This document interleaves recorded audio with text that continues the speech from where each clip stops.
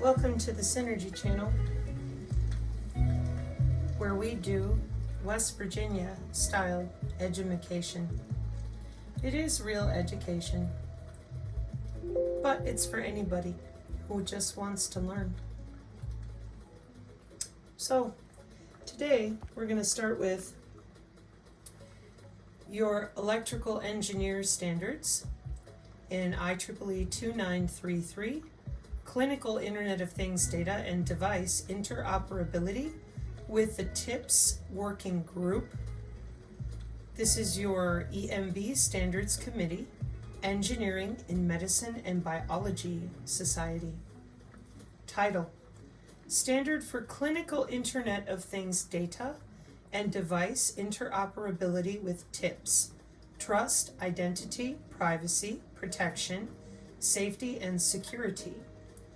Scope: this standard establishes the framework with TIPS principles for clinical Internet of Things data and device validation and interoperability.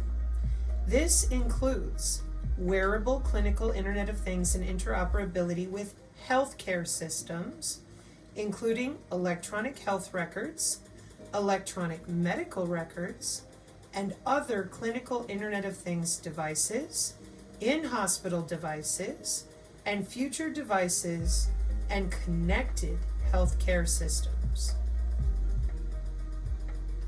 Okay, just want to leave this here for those of you who are looking into IEEE 2933 for our electronic health records or the blockchain health level 7 types of connectivity with the Cisco Yang microband.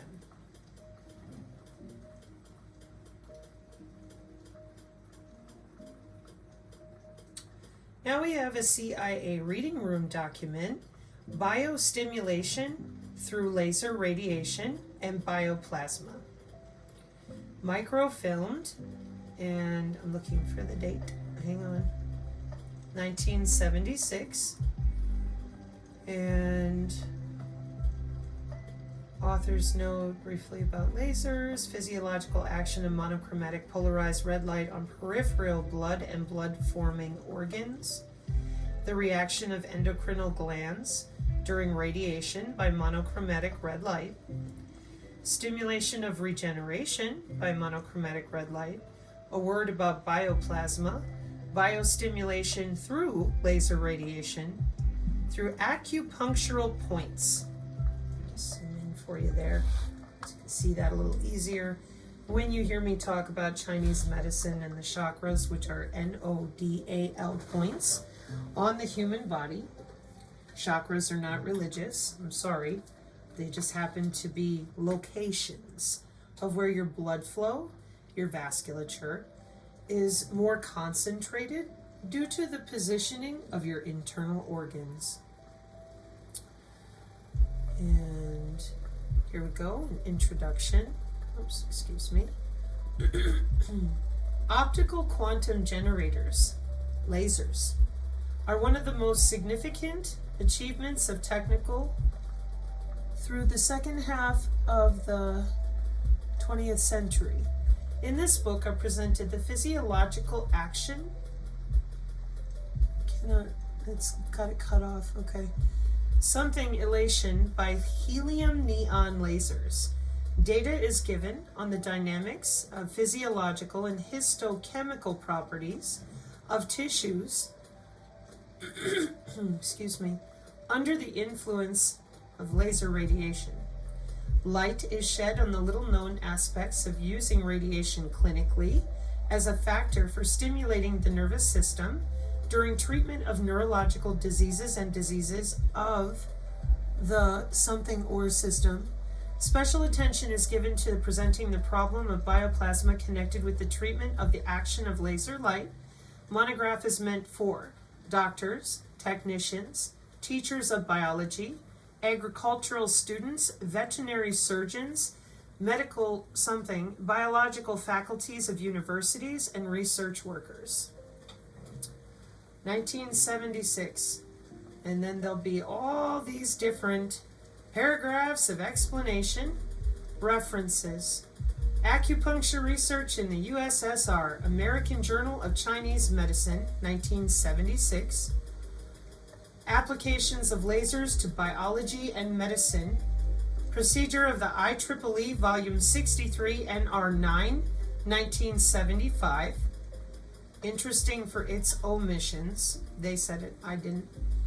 Psychical Physics, Elsevier, Amsterdam, 1949.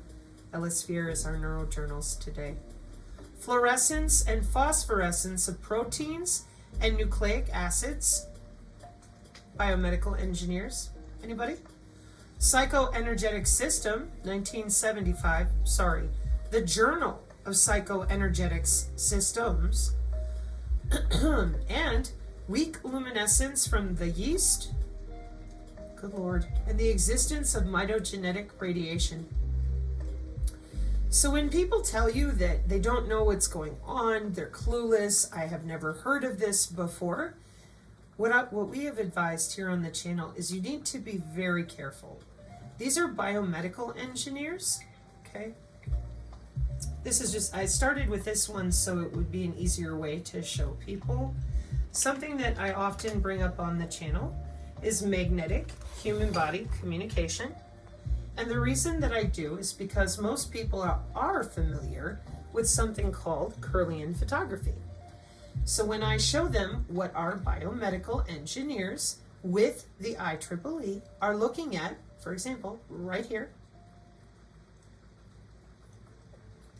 and they say, but Sabrina, that looks like Kirlian photography. And I say, I appreciate you feel that way. That is your human biofield. Okay. Let me turn so you can see over here too. Because we're using your body as the primary connection. We're not using radio frequency because it can be easily snooped and hacked. And everything that I'm showing you here is coming directly from the IEEE transactions on biomedical engineering. And that is because, excuse me, sorry about that. That is because these are jobs. So when Trump gets up there and tells you that the future is going to be made of logging in and out of you wirelessly, that's because your body is tethered to the cloud. It didn't happen yesterday. It didn't happen 5 years ago. It's been going on for at least 30 years and longer in DARPA and BARDA and IARPA and all that kind of stuff. But this is the IEEE transactions on biomedical engineering. So EMBS is the world's largest international society of biomedical engineers. What is a biomedical engineer? It's a professional who applies engineering principles to solve medical and biological problems. This is why here on the channel we get rather stern with people who gatekeep all of these systems and jobs from the rest of the world. And the way that they're getting away with it is they lie about human anatomy and go to work. That's all you got to do. For over 100 years, the human biofield, see this thing right here, used to be known as the aura. So if you put biofield into your search bar, changes all the time, whether or not they admit that it is a conveyor of information, a regulator and mediator of biological interactions. The biofield appears intimately connected with information delivery within the organism, morphogenetic fields. And you're going to notice that those chakras are right next to it because, as I explained, that has to do with your internal organ location, which is why chiropractic is so relaxing. So what has happened is, if you say aura, they tell you you're stupid. Prana doesn't exist. Chi is not real. There's no vital energy, blah, blah, blah. Qigong is fake. Magnet therapy is a waste of money. Radionics and Reiki, get out of here. So what I do is I tell people, let them have it. Tell them it's all fake. Force them to scroll down to where it says medicine, and you hover your cursor over bioelectromagnetics, which is the study of the interaction between electromagnetic fields and biological entities. Are you biological or are you a robot? Let me give you another example. Magnetoreception is a sense which allows an organism to detect the Earth's magnetic field. Let me give you another one. Electroreception and electrogenesis are closely related biological abilities to perceive electrical stimuli and to generate electric fields. Medical imaging, scientific magnetic or electrical biofield imaging under medicine, because the biofield is on the National Institute of Health because it is human anatomy, like your liver or your arms. So we have magnetoencephalography, we have electroencephalography, we have magnetocardiography, okay, stomach and muscles. And when I tell people it is now the EEG, for example, has left the hospital, people get very concerned and confused. It's very simple. Where is your human aura? That thing you said, and I'm sure you were taught, doesn't exist. It's supernatural, it's spiritual. Nobody knows what they're doing. How incredibly disingenuous. Nobody knows what they're doing. That's amazing, isn't it? What you're seeing there, like Wiley Online Library with Cambridge and Oxford, Semantic Scholar, could be anybody, Science Direct with the Internet of Medical Things, bingo paper time, folks, your magnetic resonance coupling method, Purdue University, which we're going to watch a video on them in a little bit, and down here another inter-body coupling with electro-quasi-static, human body communication from ResearchGate. These are formal papers in universities. Not a one of these particular links are going to be filled with conspiracy theory and dodgy consciousness theoretical conversations or navel-gazing ponderances about whether or not the body is electrical. You have mathematics involved in measuring the electricity and the magnetism from your body. Period. Full stop. This is mathematical, and your body is connected to the internet. The same way we handle your cell phone, with a little greater privacy, of course, to protect your body with HIPAA. In this work, we present a private body area network utilizing electro-quasi-static transmission to enable physical layer, that's layer 1 in computer networking, it's your skin, covert and secure communications. Electro-quasi-static human body communication uses electro-quasi-static signal transmission through the conductive layers below skin and capacitive return paths with carrier-less signals at frequencies below 1 megahertz. Oh, see. So when I tell you that your skin, see, here we go with the data transmission for capacitive and galvanic coupling. The electrical engineers, they know exactly what they're looking at right there. But most of the world does not. So what I do is I try to help you out there understand this is not new. These systems are fairly antiquated. Here's an example of one of the updates in the last couple years. Leakage from the device hand transmitter leakage. You see the word oscilloscope on this side as well. Time domain measurements of capacitive electroquasi-static leakage using oscilloscope with the transmitter wearable device on the arm, because we have bioelectronics, we have transdermal patches, we have, what's it called? Skin, the type of skin that they stretch. Hang on. Artificial skin and tissue engineering. I'm going to show you that here in a second as well. And because of that, we use wearables and in vitro dynamics to test equipment and also the skin's response before deploying it covertly around you. And you're not going to know, because if you do feel it, well, whoever's next to you will just call you a whack job, and on they go. And I just forwarded a video on the X of the targeted individual problem. Yeah, you're looking at it. These are a lot of jobs.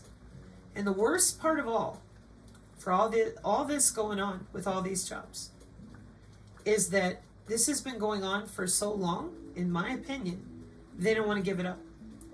This is October 2004, the challenge of designing in-body communications. Okay, 2004. How do you get data out of a human body? Medical device designers are slowly putting science fiction writers out of work. Just a few years ago, 2004, the concept of in-body communications networks would have strictly been the domain of Star Trek. Today, thanks to advanced low power, radio frequency capabilities, your implanted pacemaker may be making a wireless telephone call to the doctor's office to report your latest health data. One more time, 2004. Okay, this is why you're on the channel. We don't tolerate your podcasting people who claim they're unable to read this stuff. It's been out there for a really long time. And there are many universities and jobs involved with exactly what you're looking at for the new precision AI healthcare. And as you can see, the range of medical devices and systems being implanted into the human body is increasing rapidly in 2004, evolving from the first implanted pacemaker in the late 1950s. Today's in-body devices are now being used to regulate bodily functions, stimulate nerves, and treat the paraplegics. So, what happened to your human anatomy that you used to call the aura? They brought it into medicine, and they've been logging in and out of you ever since. And they don't want to admit what they do for work, so they hire people to tell you ghost stories and keep you spinning in circles. This is what supplies their anomalous health incidents. This is what supplies them being able to manipulate anyone at any time. Because you're dealing with not only the blood flow in the bloodstream, not only the brain, but the endocrine system, hormones. You're dealing with such precise and acute biochemistry that they're using for protein folding, omics, and synthetic biology for life extension technology. So, where did your biofield go? They took it away from you, and if you try to talk about it, they send out their biomedical engineers to lie to your face and tell you you're a whack job. And that is why, because it is the job of biomedical engineers in part to design algorithms to detect and warn of diseases, the way that I explain this on the channel is the following. The biofield is physiological. It is on the National Institute of Health under bioelectromagnetics, electromagnetic fields. Okay. And what we've done in dominating the electromagnetic spectrum is set up a machine learning algorithm only for you, your DNA resonance, and your tissue. That's it. When you sit down at the dinner table and your cell phone rings, does everybody's phone ring? Of course not. And that is why the Internet of Bodies is a red herring. Everybody thinks that it's just one big Internet of Things, that they're not individually connected. You are. Otherwise, what you're looking at right here, writing algorithms just for you, wouldn't work. So this is where it gets even worse, though. Human activity recognition radar. So if you're somebody who thinks you have privacy of any kind in your own home, you do not. They watch you sit and stand. No, you do not have to be targeted for something like spycraft or espionage. Nope. Will you work for the government? Nope. Passive radar for opportunistic monitoring for your e-health applications. They just didn't tell you that they're watching through your Fitbit and everything else. You're expected to just assume that. The human activity recognition system can use video, sensors, radar, radio frequency, the environment with intelligent reflective surfaces, your wearable, or your phone. Then we have many options, routing protocols. And what we do is we take the signal of the activity, we put it into a database with machine learning, and we go against what's called your digital twin mathematically to change your behavior, your hormones, your thoughts, whatever they want. This is why, in my opinion, continuing to lie to people about the HOW that we're using internationally for all these different systems of augmented reality, X reality, and machine learning for our actual law enforcement so that they can catch the bad guys. I am not joking around. I am not being hyperbolic. Here's your micro Doppler for human suspicious recognition. And when we scroll down and we read, in the view of national security, your biosignals come from you. They're not coming from a robot in your house. Then we organize your gesture, your facial expression, your motion, your respiration, etc. by the sensor that we're using near you or the type of signal. Biosignal measurements have professional conferences. This is not something that is held by the Illuminati. 18th International Conference on Biologically Inspired Systems and Signals Processing.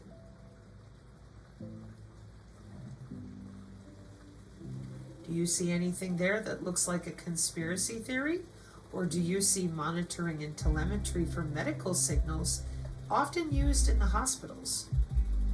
Okay, so because nobody bothered to mention that your human anatomy, known as your biofield, is actually anatomical, and nobody talked about biophysics, they just went ahead and they've been continuing to neurally modulate people and log in under the skin. It's legal. It is overseen by national security with biosurveillance. And that's why you have so much of this stuff floating around the CIA reading room.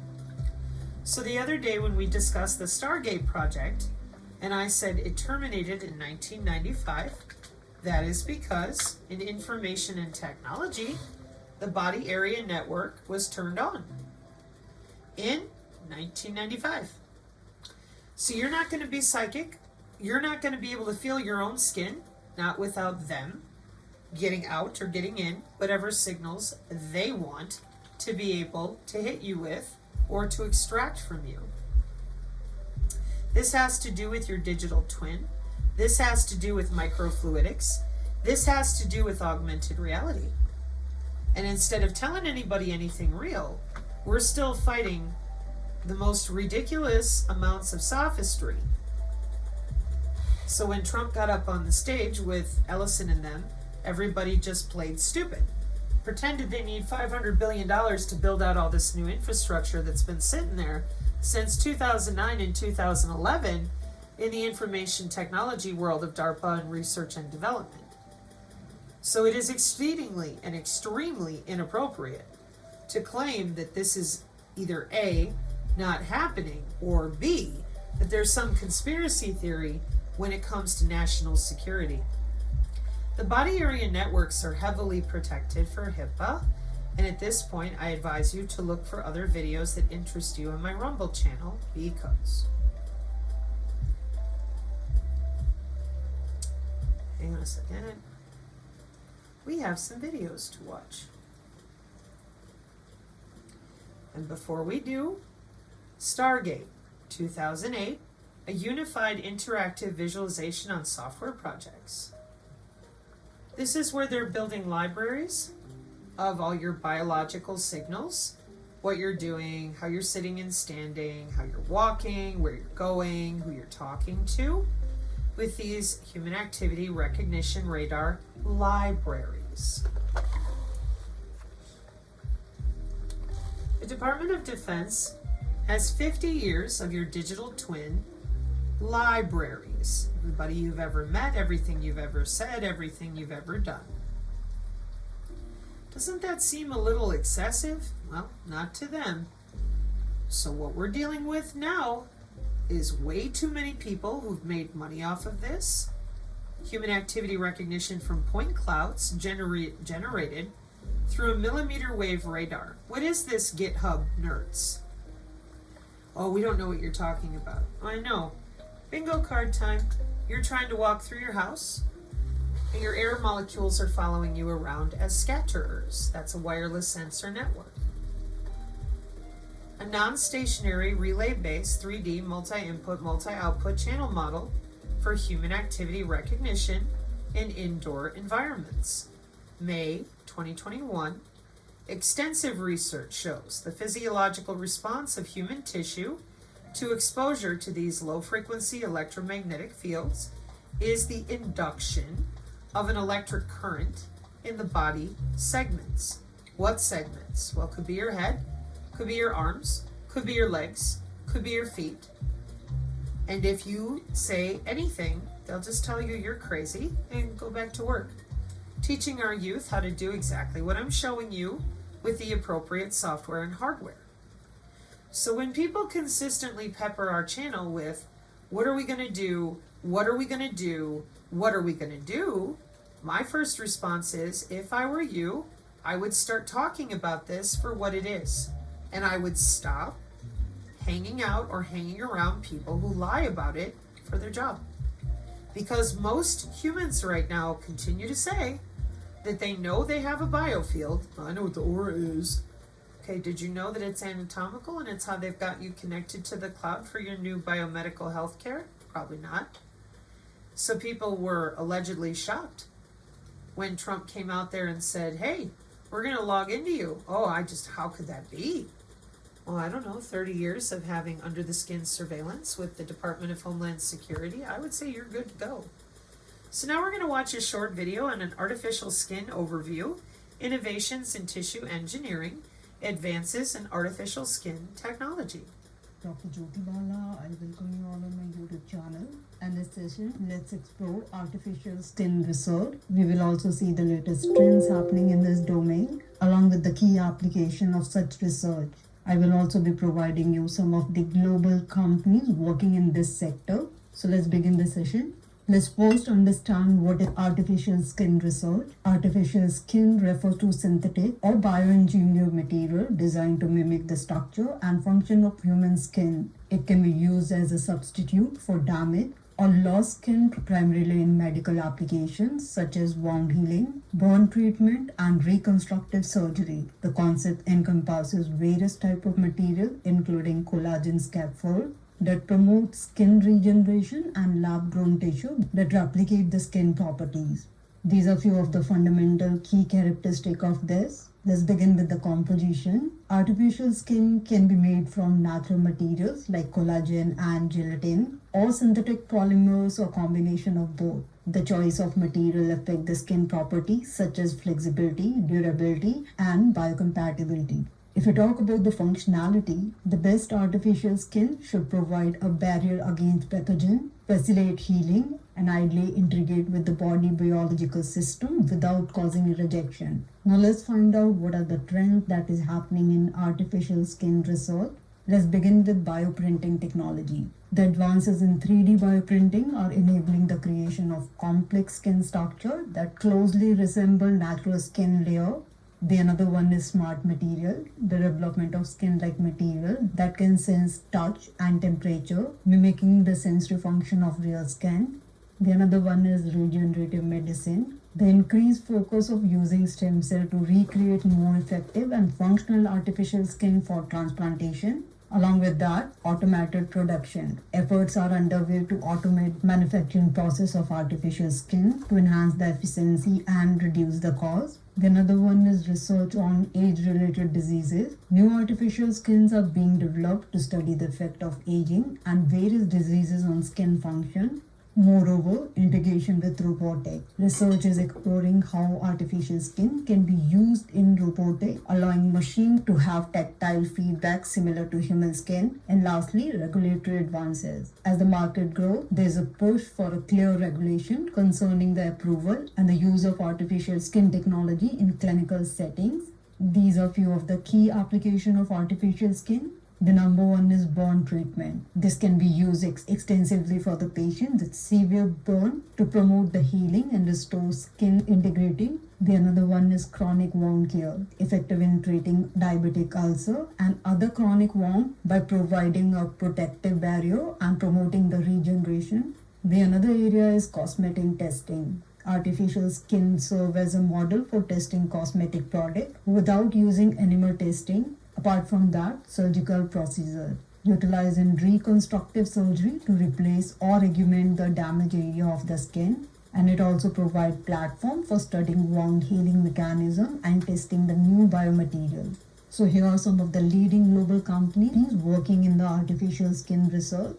These are Integral Life Sciences Corporation, known for its innovative product in regenerative medicine, particularly in wound care.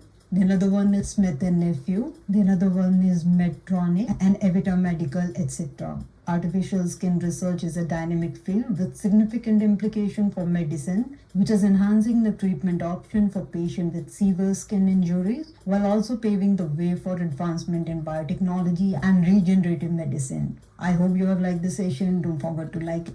And what was that last one? Regenerative medicine? Well, golly gee willikers, what's that? What is regenerative medicine? A field of medical science that aims to repair or replace damaged or diseased tissues and organs. Tissue engineering, gene therapy, biomaterials, and the goal of regenerative medicine is to restore function and improve quality of life. Regenerative medicine is also part of life extension technology. And none of it is new. It is part of synthetic biology, organ on a chip, and a whole lot of development that has been going on very quietly with Harvard, Dr. Michael Levin, Vermont University. So when Trump gets up there's Regenerative Medicine of Alabama, and says, yeah, we're going to log into you, cure your cancer in 48 hours, that's because this is what they've been building towards for a long time. She got market share. Of course she does. United States regenerative medicine market going up, up, up. Here's a college textbook on the Amazon. A complete guide for musculoskeletal and spine disorders. Okay. So, one of the things that you heard me mention in my other video is right here. This is our Department of Defense. All right, good day, everyone. Thank you for joining us for this webinar presentation. My name is John Clements, and I'm the technical lead for the Homeland Defense and Security Information Analysis Center, or HDIAC, one of 3 IAC domains in the DoD Information Analysis Centers operating under the Defense Technical Information Center, or DTIC, within the Office of the Undersecretary of Defense for Research and Engineering. Our informative webinar series highlights current and emerging research and technology developments. It presents an opportunity for accelerating the DoD's leverage of these advancements by increasing awareness and fostering technical collaboration. So, as he goes through and explains different components of combat casualty care, trauma life support, and combat medicine, reduce mortality and morbidity resulting from injuries on the battlefield. And we just saw the artificial skin video for burns and wounds. What do you see on the right-hand side? Nanotechnology, science, engineering, and technology conducted at the nanoscale, used across all science fields such as chemistry, biology, physics, materials science, and engineering. DoD has invested over $5 billion since the late 90s.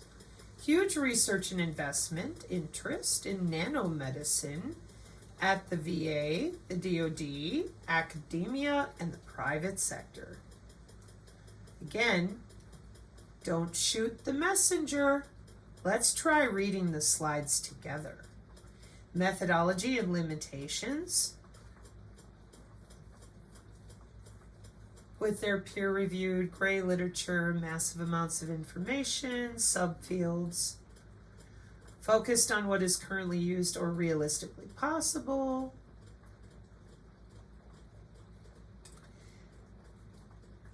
Everybody wants to make something out of chitosan. The FDA can be challenging to work with sometimes. Just because you can make it from nano doesn't mean you should. Making nano things is really difficult, especially in medicine. DoD just needs stuff, doesn't matter how it gets there.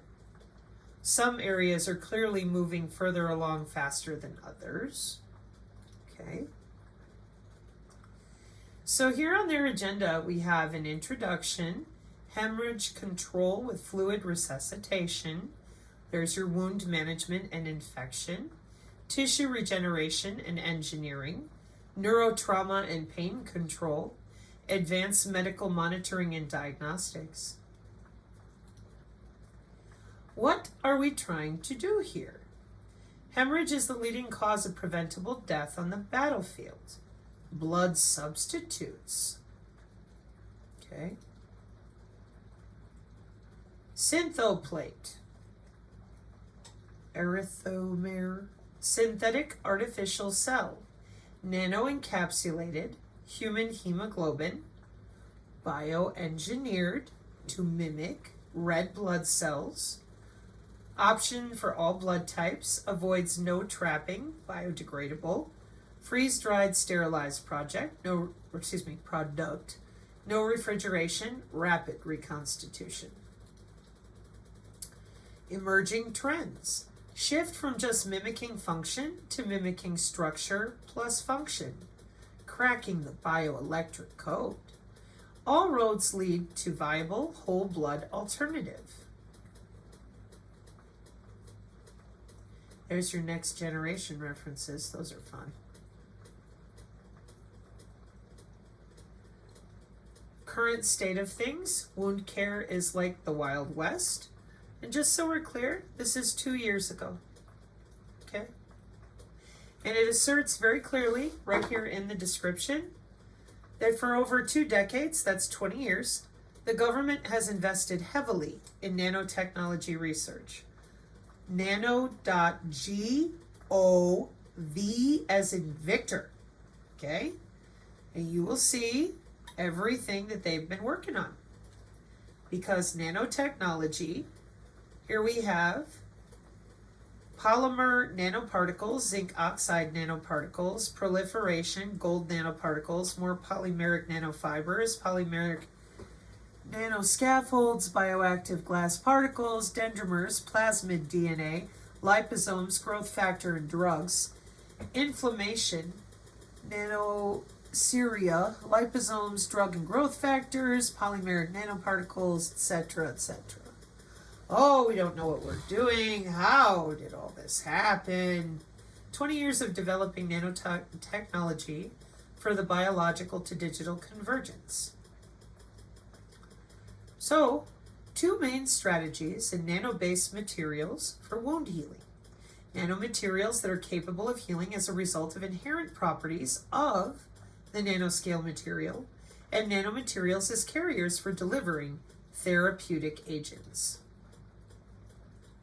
Shift from passive to active dressing.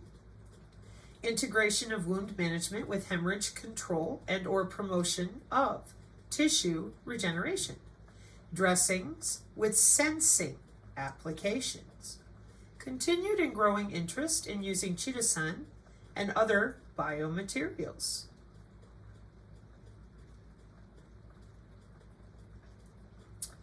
Current goal in bone engineering, cells, scaffolds, and chemophysical stimuli.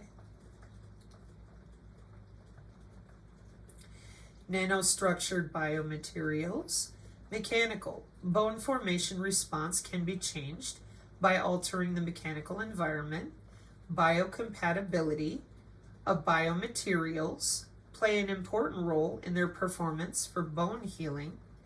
Osteoinductivity induces new bone formation. Biomaterials, nanostructured calcium phosphate-based materials, nanobioglass, hydroxyapatite, tricalcium phosphate, nanocomposites, ceramic polymer composites, and biohybrid composites. Here we have Texas A&M, the Department of Veteran Affairs, and New Shore Biosciences. Now we're coming up on the part that most of the synergists are used to seeing. I went the long way this time for new people and people who might be interested. Representative technology with NanoDX, licensing agreement with IBM Research for use of its metal oxide semiconductive or conducive compatible nanosensors, patented nanosensor design that includes an array of highly sensitive nanowires that measure electrical resistance and are functionalized with antibodies that bind with target biomarkers. Detects the presence of biomarker proteins in blood. Preclinical study, 100 patient blood samples were tested and resulted in a sensitivity of 100% and 0 false negatives. Emerging trends. Nanoparticles to cross the blood-brain barrier, intranasal route. Alternatives to opioid-based pain management. Immune-modifying nanoparticles. Nano-based siRNA carriers, cRNA. Monitoring protease activity, ECM changes. Promote tissue regeneration at time of injury.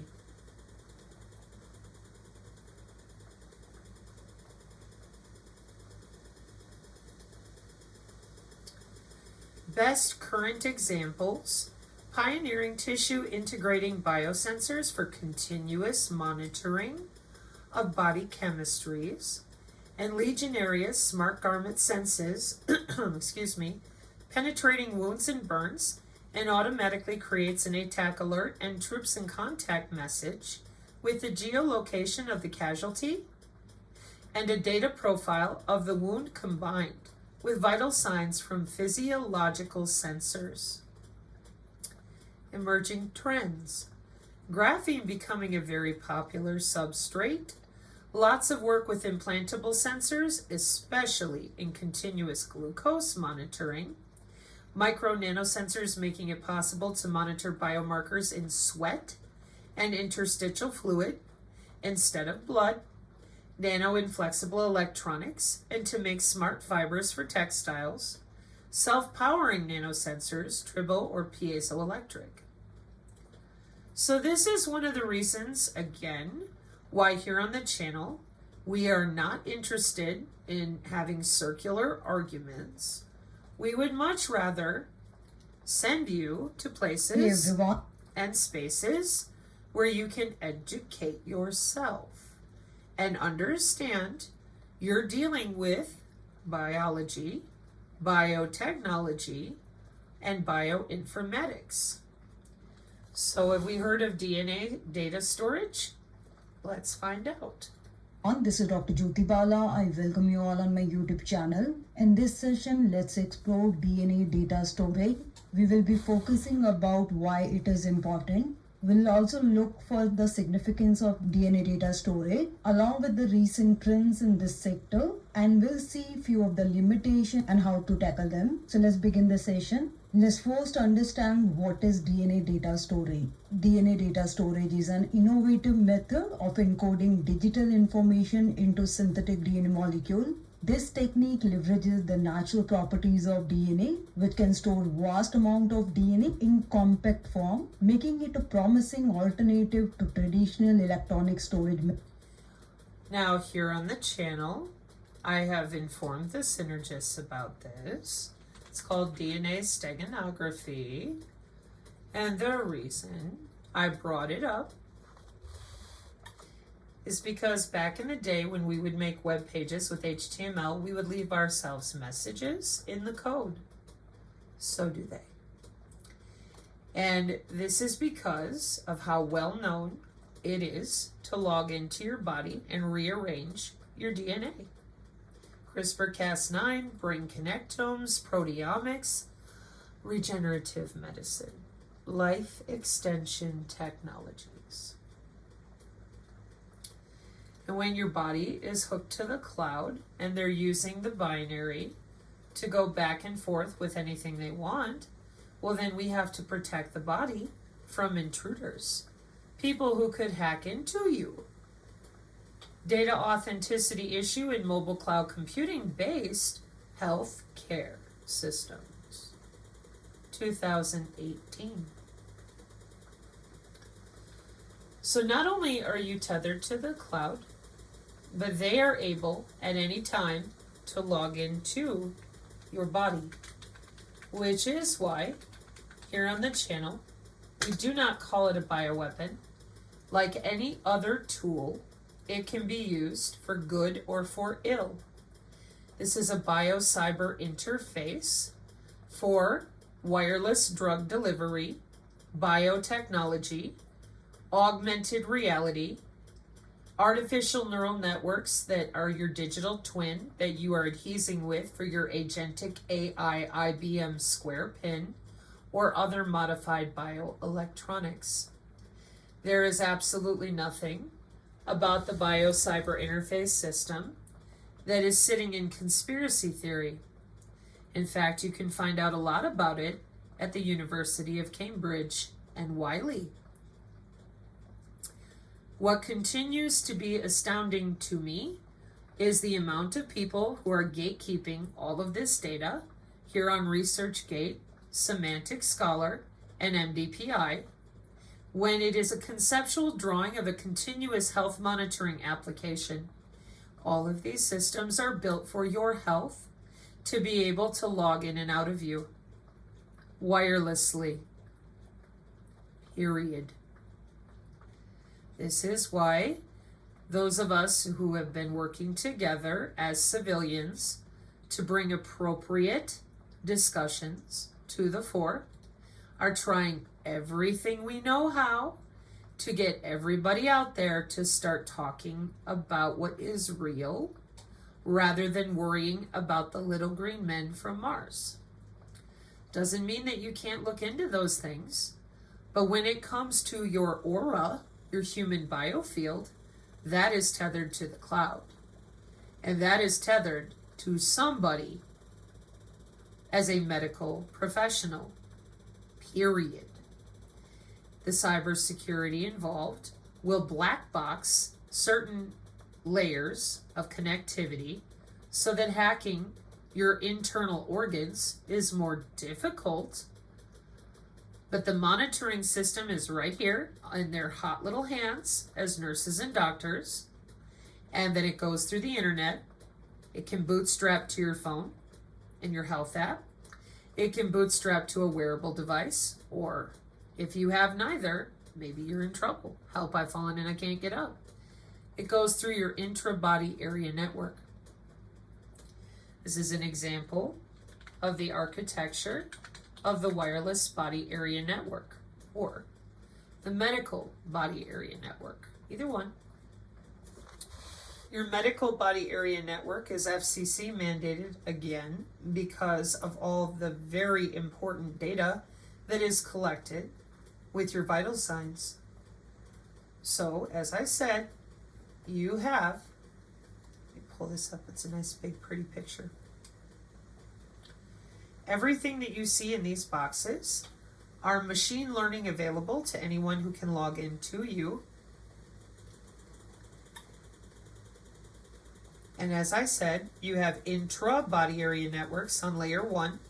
Layer 2 is inter-body area networks, bootstrapping to a device, black box in the middle, and then there's your physician, your medical database, or your nurses.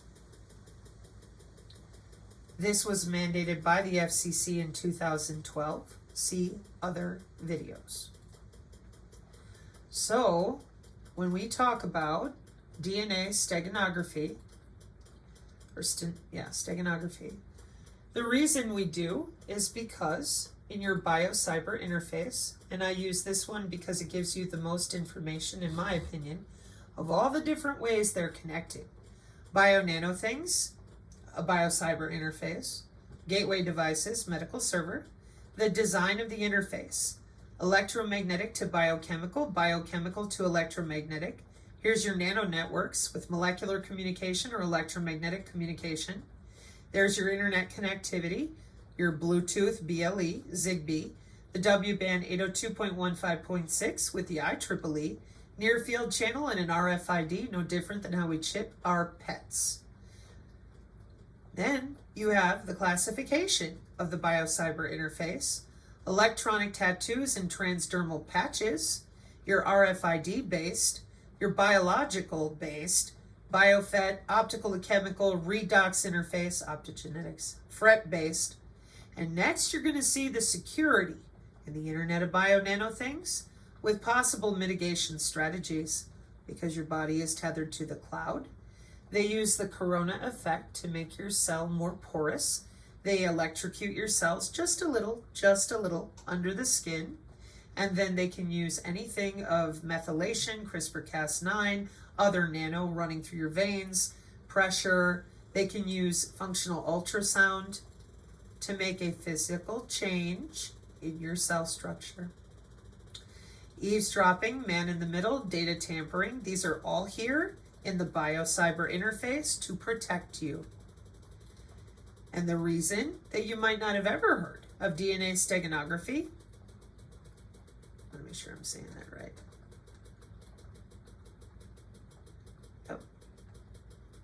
Yep. Is because they've been busy doing this for so long. The biomedical engineers, or whoever all these folks are with all these jobs, well, this is for them. It's not for you. We have DNA cryptography too. Let me pull this up for you. Science partner journals. And then we'll go back to our video. So, in intelligent computing, a science partner journal, okay. A review of DNA cryptography, January 2025. Wow, it's nice and new. Here we are. DNA, the oldest natural storage medium, offers a highly promising mode for information computing and storage with its high information density, low maintenance costs. I mean, you got to consider nobody even knows what's going on. They're just walking around as little walking hard drives. Amazing, huh? And the ability to do parallel processing. DNA cryptography is an emerging discipline focused on achieving information security within this new paradigm. In this paper, we first present the foundational concepts of cryptography and biological techniques involved in DNA cryptography. We then comprehensively review two types of DNA cryptography: pseudo-DNA cryptography and natural DNA cryptography. After summarizing and discussing the security foundations of these cryptographic methods, we highlight the main challenges relating to measurability, standard protocols, robustness, and operability. Finally, we outline future directions for DNA cryptography, hoping to facilitate the evolution of this nascent field. They ran out of room with traditional hard drives, have been complaining about it in IEEE journals, and this is easy enough. Introduction. With the rapid development of emerging technologies such as cloud computing and artificial intelligence, global digital data are growing exponentially and are predicted to exceed 175, oh dear Lord, zebytes by 2025. We're way past terabytes. And all the rest of it that goes with it. Mainstream magnetic, optical, and electronic storage technologies hardly keep pace with the increasing demand for data storage. In addition, they also suffer from limitations in terms of power consumption, volume, reliability, effective storage duration, etc. Exploring new computational theories and storage media. Did you know that your body is media for storing digital data that you have no access to? Probably not. So, exploring new computational theories and storage media is thus a crucial issue for the sustainable development of information technology. As early as 1959, Feynman proposed the concept of molecular scale computing. Subsequently, Wiener and Nyman introduced the idea of molecular genetic storage in 1994. Turing Award winner Edelman first solved a 7-vertex Hamiltonian path problem with biological enzymes and biochemical techniques. In the following year, Baum proposed the construction of a high-capacity database storage system based on DNA. Edelman and Baum thus opened up the era of biological computing and DNA storage. Are you impressed? I think they're pretty impressed with themselves.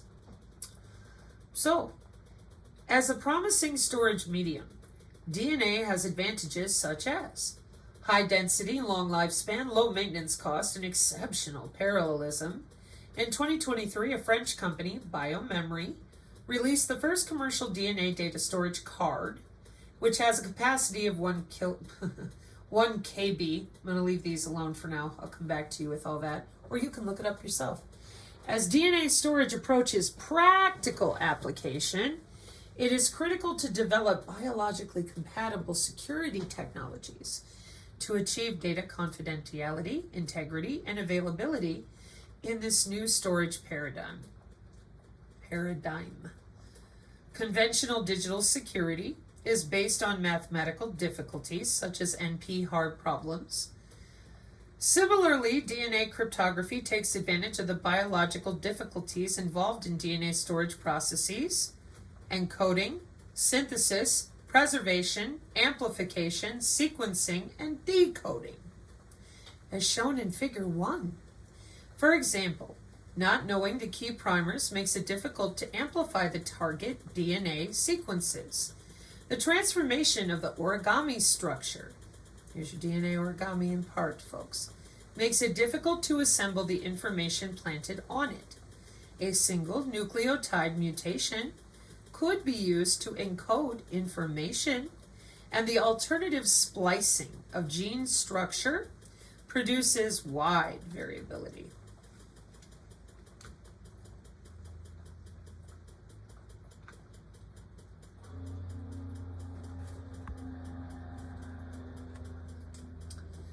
Information security, sequencing, decoding and encoding, synthesizing, preservation and amplification, writing into DNA, reading from DNA. DNA cryptography, alternative splicing, randomness of DNA synthesis, DNA origami, central dogma, PCR amplification, single nucleotide polymorphisms. Okay? So when you hear me say DNA sequencing, when you hear me talk about read-write not only to the brain, but using you as a walking hard drive, now we return to our video. And I'm going to back it up a little bit so you can hear her again, tell you exactly what you're reading on the screen that I just showed you in other documentation, so you have more than one way to look up this information.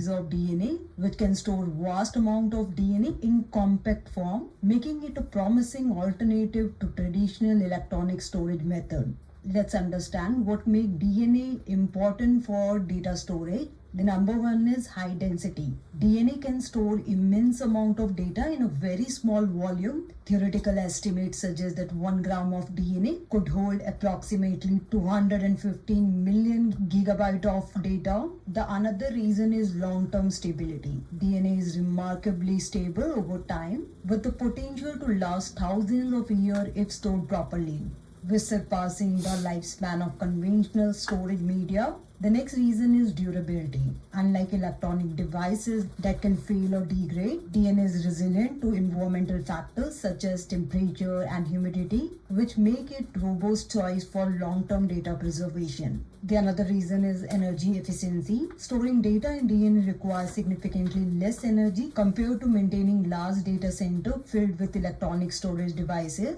Additionally, biocompatibility. As a biological molecule, DNA offers unique advantages of integrations in biological system, potentially enabling new application in biotechnology and medicine. Let's now understand the significance of DNA data storage. The number one is exponential data storage. With global data generation expected to reach 175 zettabyte by 2025, the traditional storage solutions are becoming insufficient. The next is sustainability. Utilizing biological molecules like DNA for data storage align with sustainability goals by reducing reliance on non-renewable resources used in electronic devices.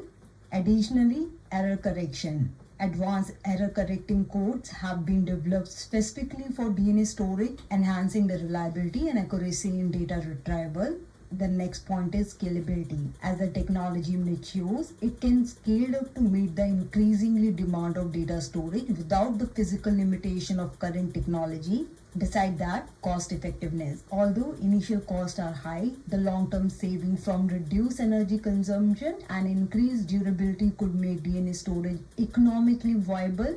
Moreover, innovative application. Beyond traditional data storage, DNA can be used in a novel applications such as secure information transfer and even biocomputing, and moreover, interdisciplinary research opportunity. The intersection of biology and information technology also opens new avenue for research and development across various fields including genetic, computer science, and material sciences.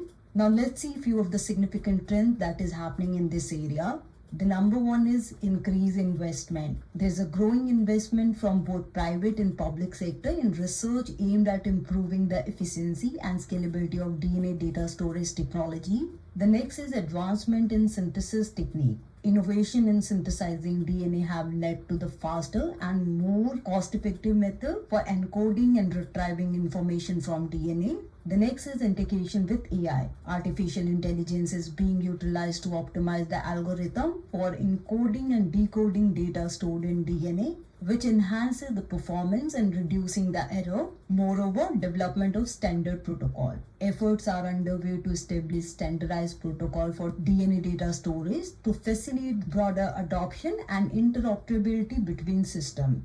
And lastly, collaborative research initiative. Tech companies and research institutions are becoming more common to accelerate the advancement in this field. Now let's also focus on the limitation in this sector and how to tackle them. As I mentioned, the number one is high initial cost. The cost of synthesizing and sequencing the DNA remain high. To tackle this, ongoing research aim to reduce these costs through technological advancement and economies of scale.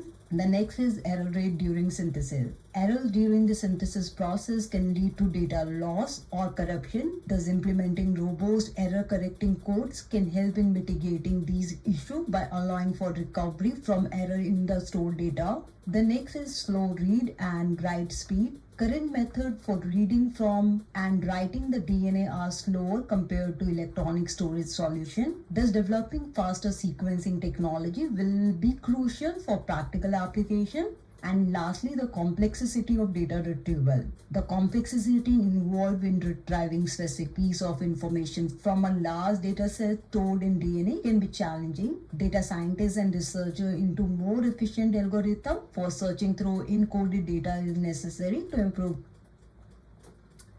Data set, like the microdoppler, watching you walk around. The complexity of not only the data set, let me back that up a little bit. Information from a large data set stored in DNA can be challenging. Data scientists and researchers into more efficient algorithm for search. Putting it into a more efficient algorithm with your digital twin.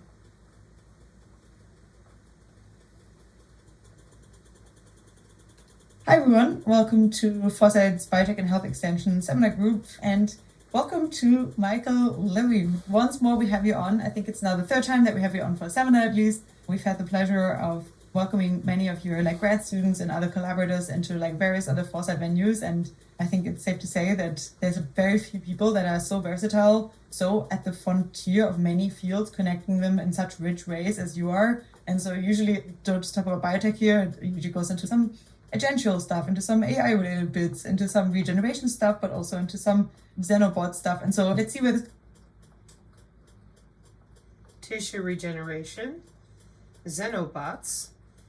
Michael Levin agential interventions from diverse intelligence. Here's your next gen again. Biomedicine. See how excited she is? So the young people that are working on all these systems, the very same systems of biomedical engineering that I'm trying to ensure you understand is not new. It's not on its way. It's been around since the 90s. We do not hand out all this material to the commercial world via academia until DARPA has already got it tied up and out of R&D.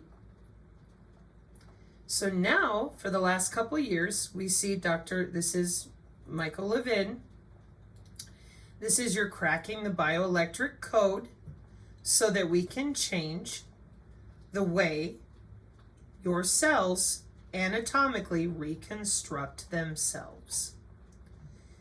Biological networks and learning, collective intelligence below the cell level, learning in transcriptional network models, computational discovery of pathway level memory and effective interventions with gene regulatory networks, anatomical plasticity and regenerative medicine, navigating morphospace. Here, in regenerative medicine, they refer to the human biofield as a series or a collection of morphogenetic fields through your fascia, your lymphatic system. Changing the bioelectricity allows them to change the anatomical outcome. Okay? Memory transfer.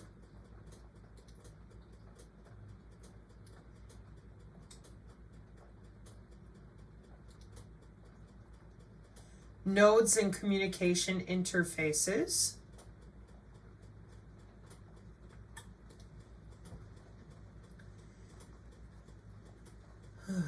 Memory interpretation and evolutionary adaptation.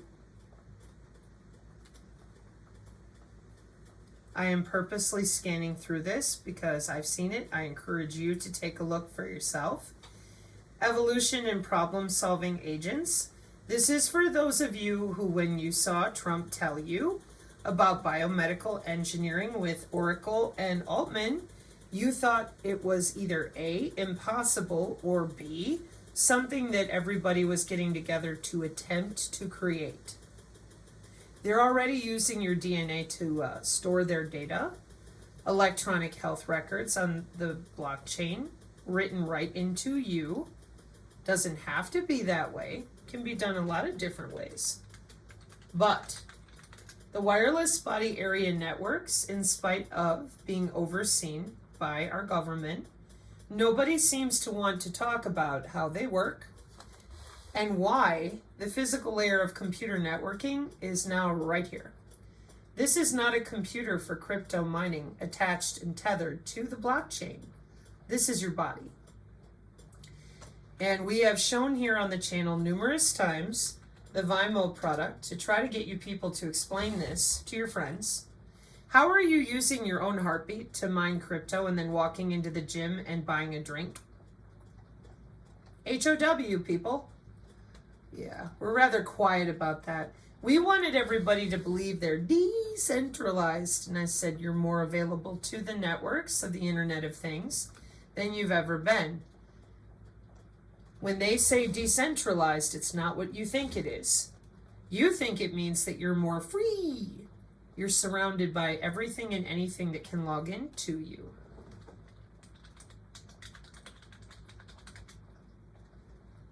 Let me give you a few pictures to help you out. Decentralized, oh, not again.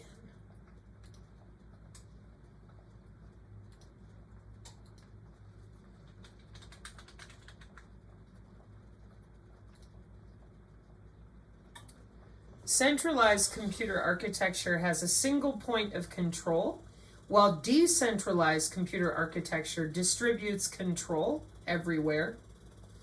So they kept yelling about being cypherpunks, and for me, coming from computer networking, We have systems of systems, and we have distributed systems. And as you saw with that definition, for me, I'm like, well, now anything can get to you, as you see over here on the right. Let me give you another one I like a little better.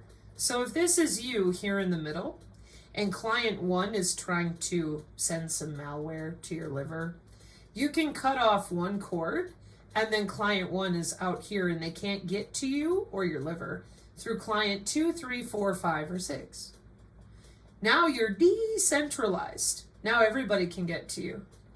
Yeah, that's what it means. That's your Internet of Things. That's your mesh networking. Let me show you another one. So centralized, which is how we run things over at the DoDIN with the DoD, etc. You have a central server with one way, a couple options, but one way to get in and out so that you can protect your network, which if your network is comprised of your liver and your spleen and your gallbladder and your stomach and your brain, you would think we want to keep that nice and protected, right? No, we're decentralized. So any device becomes a node and we can peer-to-peer, log in and out. We can do whatever we want because everything can see you. Centralized here in the middle. Decentralized can get to you anywhere we want. And distributed systems are even more interconnected. Here's the way it used to be. We could cut off just this one node and secure the network. Not anymore. Now you're decentralized. Everything can get to you. You're surrounded. How nice is that? So my issues with the blockchain people and the cryptocurrency are specific to how many humans out there have no idea that they're tethered to the cloud, and that hackers for the past 15 years are very friendly with our Department of Homeland Security and DEF CON. They're very friendly with logging in and out of people for their cryptocurrency. They're using systems that most people are just not familiar with, called data architectures, with that mesh networking. The energy harvesting W bands could and do allow them to harvest energy or crypto or whatever they want right out of you. How are you going to know? And even if you did know, where are you going to go? You're connected to the cloud. That's great. The police will not help you. Your doctors will not help you. The government will not help you. So you become a targeted individual. And somebody, whether in your apartment complex or through a different mesh networking decentralized system, is going to continue mining your energy, because the energy harvesting W bands are connected the same way all of the body area networks are connected, available to plug and play with the cloud. Visible light communication, wireless sensor networks, satellites, and your blockchain. That's why I kept asking, are you going to explain this? Are you going to explain this with the affiliate links you use? And it is as simple as admitting to people, like Deloitte does for your crypto, that your body is a node on a network. That's it. So, biological systems are active agents operating in diverse spaces. They solve problems and navigate these spaces at multiple scales. Biology commits to saliency and playing the cards it's dealt, not overtraining on the meanings of past information because the medium is fundamentally unreliable. Similar dynamics in agent scale cognition and population scale evolution of form and function. In short, problem-solving intelligence is there from the start.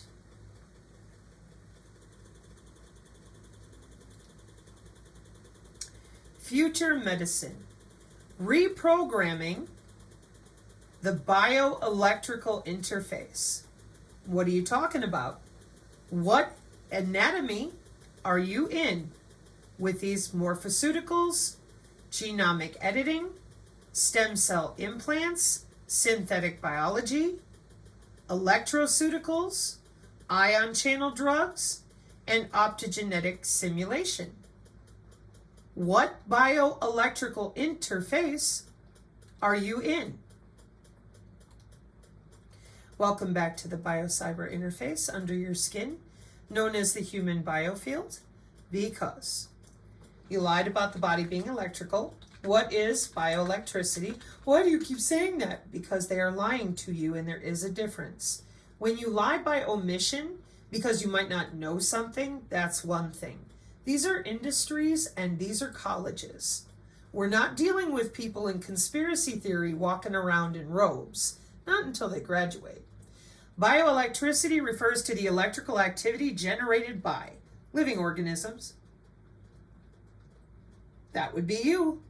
So why is it then that when I tell you that you have human anatomy, if I go all the way back over here and I say biofield, we get yelled at, called names, ad hominem attacks, until you drill down to medicine and demand intellectual accountability for their classes, their syllabus, okay? And then we say, so if the body's electrical and we have bioelectricity, what happened in 2013 with the same Dr. Michael Levin is in communicative and integrative biology.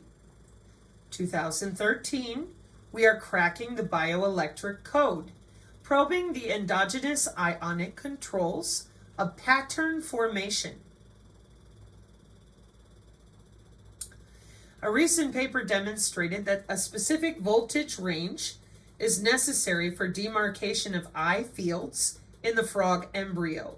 Remarkably, artificially setting other somatic cells to the eye-specific voltage range resulted in formation of eyes in aberrant locations.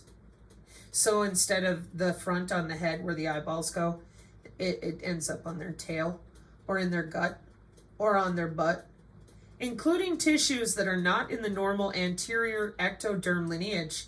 Eyes could be formed in the gut, on the tail, or in the lateral plate mesoderm. These data challenge the existing models of eye fate restriction and tissue competence maps and suggest the presence of a bioelectric code. In 2013, bioelectricity, ion channels, pattern formation, and regenerative medicine. So when here on the Synergy channel, we demand intellectual accountability to putting pacemakers in people since the 50s, and that we're writing all about our biosensors that we use modeling software for in order to achieve all this amazing bioelectric code, CRISPR-Cas9, DNA methylation, DNA storage, we use a computer simulated model to log into the human body with appropriate cyber biological security, and then we fire electrical signals or electrochemical, knowing that the conversion will happen upon the appropriate signal modulation. Welcome to biomedical engineering, regenerative medicine, wireless tissue engineering, tissue scaffolding. Welcome to the way we're looking at wound healing. Oh, this is why, again, on the channel, we don't deal with your conspiracy theorists. This is information technology for healthcare. Period. And it's old. 8 years ago. PhD projects. Okay? So, we cracked that bioelectric code in 2013. We know what we're doing under the skin, playing around. Bioelectrically induced morphogenetic subroutines exhibit recruitment competencies. This is one of his newer ones, by the way, that I've seen. Repairing a hardware defect, notch mutation in software, by restoring the bioelectric pattern turn. Normalizing cancer by reversing the dissociative identity disorder of the somatic collective intelligence.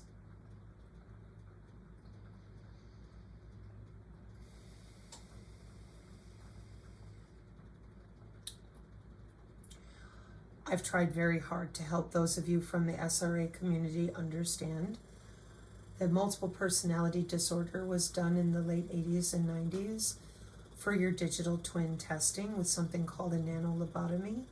It's read-write to the brain. You don't have an uptick of 1,000% in multiple personality disorder because a bunch of old bitty bitchy women got together and read a magazine. Okay? So when you talk about your somatoform having problems, that might be in major part all these different systems shifting your electricity for very basic things. And when we talk about dissociative identity disorder in a system, you're talking about the different ways your cells are communicating. So they're going to use that phrasing, that terminology, the appropriate way with cellular structure. And the reason for that is because they have read-write to the brain. They use certain areas of brain tissue to store their data, exactly like I warned you. So the sooner that we get motivated to communicate about our future medicine communication, in which we're going to overwrite your neurons, and now you're going to yell at me and tell me I'm being hyperbolic, so excuse me a moment. Let's cut to the Air Force Research Laboratory so that I can show you Battelle and the read-write to the brain with your DARPA non-invasive N3, okay? This is your IIT-Sec, where our digital twin databases are sitting with your Department of Defense. I try to show this as often as I can because it's modeling software, and again, it's very important that people know where to read, okay? We're not dealing in somebody's startup. We're dealing in 50 years of development and application, not only with our military, but with healthcare.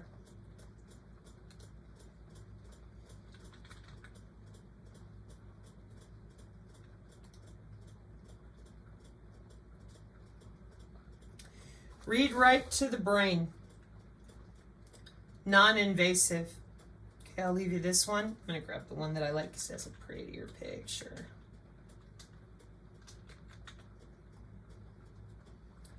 Coming from Medical Design Briefs, I'm pretty sure 2019. The encoding and decoding, not only with your DNA, but your actual tissue, anywhere they want to, by manipulating that bioelectricity and logging into the human anatomy that they do not want to admit exists because it belongs to them. You are localized for your targeting, whether it's coming from the smart fridge or any of your decentralized Internet of Everything devices. Read it, decode it, and encode it, and write in new neurons. Welcome to a nanolobotomy. The testing for this was called MPD, Multiple Personality Disorder, and DID. Period. Like I said, when the 1,000% uptick in those two alleged mental health disorders went on, plenty of responsible psychiatric people questioned, where did it all come from all at once? Well, DARPA tests things in research and development before they deploy it out to their friends at the biolabs to overwrite your neurons for DNA sequencing while you're sleeping. Or not. I am genuinely sorry to those of you that don't know about these systems, but I'm not taking responsibility for your lack of knowledge. I'm trying to offer you an olive branch of comprehension so that your anxiety goes down and that you understand these are deployed systems for our super soldier technologies that are real. How do you make a living weapon? Okay. And just because we can, should we? Well, We will still be worrying about those ethics in 30 years, and the Chinese will have already done it. So they went ahead and did it, which is why it is very important that people understand that the human biofield, formerly known as the aura, is the anatomical logging in and out for your biocyber interface and the future of medicine, communication, training, molecular pathways, cells and tissues, molecular communication. From chemistry to somatic psychiatry, bioelectricity is the interface layer that enables top-down controls mind-body medicine. We can hack this for transformative health applications. Biomedical interventions. One more time, you have your cell training, anthrobots, biomechanical triggers, morphoceuticals, electroceuticals. You have your optogenetic stimulation, and, as always, your wireless drugging, your molecular target drug there, your genomic editing with your seq-RNA, your CRISPR-Cas9, etc., etc., etc. And that is why you have a biocyber interface. They needed more room for storage, and you're not allowed to feel your own biological, bioelectric field. It belongs to them. It does not belong to you. Your own body, your own tissue, does not belong to you. 8 years ago on the YouTube, we still have people who call themselves professionals lying about the biosensors, the way we log in, and claiming that you can wear a magic pendant or a haptic gear like a smart textile coat and escape your own biological signals, your heartbeat, your respiration, and everything that they use to log into you. Is your DNA in motion? Yes, your DNA is not static, it is dynamic. That's what they're watching. They're watching your biological signals. They're not watching a PCR test sample of your DNA. They're using molecular communication to log in and out of you anytime they want to. This is your new healthcare. This is the biodigital convergence. This is what our channel has been waving every flag we can think of and encouraging real professionals to get out in front and start explaining to people what you've been doing since you turned off Project Stargate with the remote viewers and got busy with human body communication, body area networks, for biomedical engineering, having cracked the bioelectric code. And we are very open digital twin standard for autonomous systems, a physics-based ontology for next generation control and AI. None of this is new. None of this showed up yesterday. All of it has market share. So here on the channel, we really did believe, we still do, that if normal people understood that biomedical engineers literally get together at hotels and they learn how to log in and out of your brain and your body, and it isn't just for those of you with pacemakers. No, no, no. We have an internet of behaviors.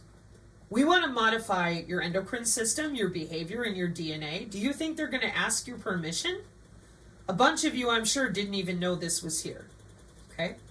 No, they are not going to be worried about putting lithium in the water. They're going to log into you electronically with that body area network. Why? It's biocybersecurity with the Department of Homeland Security. And instead of being able to talk about this like adults, so that people understand the pathogen access databases with the Department of Energy, for example, and when they see all the omics, go to the right, metagenomics, genome analysis, organisms, and all these different pathogen strains, this is called a data set. They log in and they get to run what that bacteria will do to you through computer modeling software. This is called omics. This is our Department of Energy, monitored by their Q clearance and their personal AI. And we do not just give your body an IP address. That wouldn't be cyber biologically secure. So instead of admitting to people that the same exact system with your Medtronic pacemakers and insulin pumps that is mandated worldwide since 1999, instead of telling anyone what we were doing in testing in our senior homes in 2014 with the blessing of our Federal Communications Commission, we decided to tell people we didn't know what a MAC ID was and that they should go comb the cemeteries trying to figure it out. While everyone was doing that and spinning in endless vaccine arguments, they have been going to work with molecular communication. That's not the same thing as your 5G. Molecular communication is your own body with human body communication, which is mandatory worldwide for things like electronic health records, your biomedical engineers, and the future of your new healthcare. That they decided you didn't need to know about it. But they do. That's their anatomy, the human biofield. That anatomy doesn't belong to you. They haven't talked about it in almost 100 years. They tore it off the NIH between 1906 and 1910, and now it's back again in 2015. And nobody wants to talk about it because they've all had amazing jobs since the 90s. And the databases are off the chain. They have agentic AI. They have chips in their head. They have organoid intelligence. So why would they bother telling you anything? They're busy because medicine is in transition. So what I would recommend to people out there that are serious about protecting themselves, it's time to learn about how many of these jobs are out there. It's time to stop leaving all of this in the hands of our children, going to college, learning about the bio-cyber interface, learning about the intra-bio nano things, learning how to log in and out of the body area networks, medical, wireless, whatever. And it's time to start talking about this like adults. Biosensors are not something you're going to cleanse out of you. It doesn't work that way. They're made out of your own tissue, your own DNA. Now, nanobiosensors and nanomachines and things like that, there might be ways to mitigate those for a while, but it won't be permanent. These systems are mandated by your very own governments. They are watched over and handled by your very own governments. So you have human body nanonetworks, bacterial nanonetworks, artificial nanoscale communication networking techniques, such as molecular communication, your terahertz band electromagnetism, nanomechanical communications, there's your functional ultrasound acoustic nanocommunication, and your fret-based nanocommunication, okay, Cambridge. And all of this is predicated. I tried to hit this particular document as much as I can for people out there trying to talk about this with any format of seriousness and intellectual acuity. This is the Internet of Things and digital twin applications in the health sector, okay? And we're talking about the Biodigital Convergence, your Internet of Things health applications, okay? We are converging engineering, nanotechnology, biotechnology, information technology, and cognitive science for 20 years of your tax dollars. For biomedicine, including genetic engineering. See right-hand side paragraph B. C. And D. Cognitive neuroscience. Boy, we've changed things a lot in 20 years. Genomics, proteomics, epigenomics, transcriptomics. What is all this? Logging into your DNA and changing it around with synthetic biology, biomimetics for bioinformatics. Genetic engineering, cybernetics, bioelectronics. Okay? And the biosensors are right there with computational biology, bioanalytics. So you're going to go put on your magic necklace and it'll all go away, huh? I'm really sorry to a lot of people who have been sold false products of many kinds. Not just the pendants, not just the haptic gear, all sorts of stuff. Because nobody bothered to tell them about their own anatomical HOW. And it gets more horrible when you get up here to section 3, good health and well-being, where they're purposely augmenting not only themselves, but everybody else. It has to do with epigenetics. See other videos. So the Internet of Things is a system concept that uses many technologies that are standardized. And the Internet of Things systems are software and data intensive as well as network centric. Very complex, ranging from simple architecture to multi-tier distributed computing in our NIST cyber-physical systems. Internet of Things systems are key enablers of smart everything. Welcome to your network-centric warfare doctrine and our Pentagon Law of War manual right now today with the DoD. Again, that's why you're not going to be throwing on a magic coat and you're not going to be swallowing a magic product to disappear from the Internet of Everything. Okay? The biosensors also, we have quantum sensors, nanosensors, and about 40 different derivatives of sensors that are then augmented again by how they are communicating with immunosystems, enzymes, tissues, organelles, whole cells to detect chemical compounds, usually by electrical, thermal, or optical signals. Your graphene-based sensors in health monitoring, non-invasive, meaning remotely available but only to them, is everything that you see on the right-hand side. You have your implantables versus wearables. Data quality, technologies found in the Internet of Things systems with appropriate IEC ISO standards. Hope cycle for your Internet of Things. They know that this will have a disruptive societal effect. They talk about it in tons of white papers. This is real-time data. This isn't something that they log in and check back in 5 minutes. Your smart society, smart healthcare, smart payments, all of it is built on your body area network, which requires behavior modification and 24/7 monitoring. Welcome to telehealth. How did they do it? They lied to you about your own anatomy, tethered it to the cloud, and gave themselves an algorithm to log into your own biological signals. And you still out there won't admit your body's electrical. You won't admit how the system works, but you're using your wireless earbuds just fine, probably using a Fitbit, and a bunch of you are involved in the crypto. So color me confused. Okay, so here's your body sensor networks from a long time ago. Oh, it's smart healthcare. Trump jumps out there and he's like, yo, check it out. Oh my gosh, what are you talking about? Oh, we need $500 billion. And the rest of us are like, you guys have already built a bunch of this. Yeah, you've been busy since the 70s, wireless sensor networks, see other videos. And so we got integrated architecture now in ways that none of us really wanted to be that intimate with our smart fridge, but it's an Internet of Everything. These systems were built in your hospital. The Internet of Medical Things is the network of medical devices, hardware infrastructure, and software applications used to connect healthcare information technology. All done. And you being connected all the time, everywhere, in ways that you have no way to turn off or walk away from, because we're measuring your DNA resonance, your heartbeat, your respiratory, and anything else we put together in your algorithm. Welcome to your digital twin.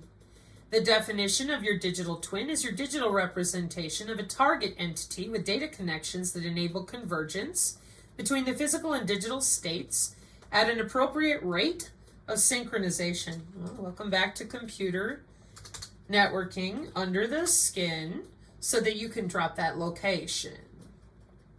No, I'm not kidding. How did you think all this stuff works? Was somebody waving a magic wand? Was Santa Claus and the stork? No. Peer-to-peer, peer-aware communications. For your personalized smart home environment, too. Remember, you're decentralized. Anything can reach you. The synchronization packet scheme, a comparison among direct proximity communication standards. 3GPP, Wi-Fi Alliance, Bluetooth SIG, Zigbee Alliance, IEEE 802.15.4a, ISO IEC, published date, frequency band, maximum transmission, maximum data rate, no Illuminati. I ain't got anything here that shows me conspiracy. I got a bunch of math with the appropriate multi-hop designation. Over here it says 2010, 2007, 2014. Okay? Then I click the next button, and here's my superframe computer networking packet synchronization. The relationship between the length of a superframe and the phase of a synchronization timer. 802.15.8, peer aware. Aware, position, navigation, and timing. Yeah, so they drop that location, be working great. Digital twin has some or all of the capabilities of connection, integration, analysis, simulation, visualization, optimization, collaboration. Digital twin can provide an integrated view throughout the life cycle of the target entity. Oh, is that why NVIDIA and your principal deputy, the Space Force guy, etc., are telling you right here, digital twins are not just for inanimate objects in paper. They can be a virtual representation of computer networking architecture used as a sandbox for cyber attack simulations. They can replicate a fulfillment center process to test out human-robot interactions before activating certain robot functions in live environments. Digital twins can help maintain a healthy supply chain to ensure optimal performance, etc. Okay? Did anybody really believe that Trump would roll out there with a system that they had to go daydream up and pay $500 billion for? Are you kidding me? The guy comes from business. I don't care what your personal opinion is. He comes from business. He's a businessman. Please pay attention. According to Gartner and Deloitte, that's your blockchain people. That's your cryptocurrency people. A digital twin is a digital representation stored underground with CERN biomedical databases of a real-world entity or system, cider, miter, iter, and tokamak as well, is an evolving digital profile of the historical and current behavior of a physical object or process. The implementation of a digital twin is an encapsulated software object or model that mirrors a unique physical object, process, organization, person, or other abstraction. The digital twin is thus based on massive, cumulative, real-time, real-world data measurements. No Illuminati hand signs, no conspiracy theories, no maybes, measurements across an array of dimensions. Data from multiple digital twins can be aggregated for a composite view across a number of real-world entities, such as ship, bridge, building, factory, supply chain, or cognitive smart city, Liberty City, Ascension, 5D city. Mirroring is done through synchronization using data streams. Oh, yeah. Computer networking through the body. Yeah, and we know exactly what a MAC ID is. Yeah, and this is where I play my rap music about dropping that location, because who doesn't know this stuff about sharing music files with your phone, airdropping with your iPad, location-based advertisements when you travel, emergency notifications if you're in trouble, search and rescue, etc., being able to turn down your heat from your office with your car. Amazing, huh? When we put things in context and we stop telling UFO ghost stories, we find out they were under everybody's skin, calling them remote viewers, and then when they had their databases in 1995, they went to body area networks. Nobody said a word. Everybody went to work. And so now, welcome to your personalized medicine. Welcome to Precision AI Healthcare. What is Precision AI Healthcare? This is the use of artificial intelligence to analyze and interpret health data to improve patient care. They're going to log into your digital twin. They're going to take a look at how the medicine or the drug or whatever it is that they want to use for things like nanotheranostics, electroceuticals, wireless tissue engineering. They're going to use your digital twin instead of you. This is all part of genomics. And before you start yelling, please do not yell at myself or other synergists. I'd really appreciate it if we can start speaking to one another like adults. Fair warning, if you lie and claim that you're too stupid to read, but you're plenty intelligent enough to run a podcast or a Substack, You might not get the nicest response because we're kind of done with that behavior after 3 years of putting up with it. So your FDA Modernization Act 2.0 passed through Congress already. This bill authorizes the use of certain alternatives to animal testing, including cell-based assays and computer models. And your digital twin is a computer model of you, to obtain an exemption from the FDA to investigate the safety and effectiveness of a drug. Isn't that wonderful? The bill also removes the requirement to use animal studies as part of the process to obtain a license for a biological product that is biosimilar. You'll see that a lot in their different organoid, organelle, and synthetic biology tissue engineering. Biosimilar or interchangeable with another biological product. So, these things are already finished. These precision AI, healthcare, precision medicine are working with genomics. And most people are very open to having their DNA reviewed so that they can get better healthcare. So those of you who think that nobody's going to want the AI under their skin, I think you're wrong. And the reason you're wrong is because you've been telling everybody there's no biofield. You cannot feel your own skin. You need to go see 8 different white coats who run you in circles, and then they will be the ones to decide what you're going to do with your body, because you're just too stupid to know anything. You don't really have an immune system, 80% of which is in that human biofield. No, you don't have an immune system. So we're going to give you a biocyber interface, and we're going to log into you whenever we feel like it to play with your gut microbiome. And all of this is being done because not a one of you, not one, will get out there and tell the truth about the human anatomy that you stole from people. That's why it's always a religious fight and a circular argument, and the consciousness peddlers to make you believe in, I don't know, the flying spaghetti monster, rather than talking about intra-body networking with our biomedical engineers for your health. Welcome to your new healthcare. Whether you asked for it or not, there she is. I hope you've enjoyed today's presentation, and may you endeavor to bring more education to the people of your nation. Mark 5:36, do not be afraid, only believe. Amen.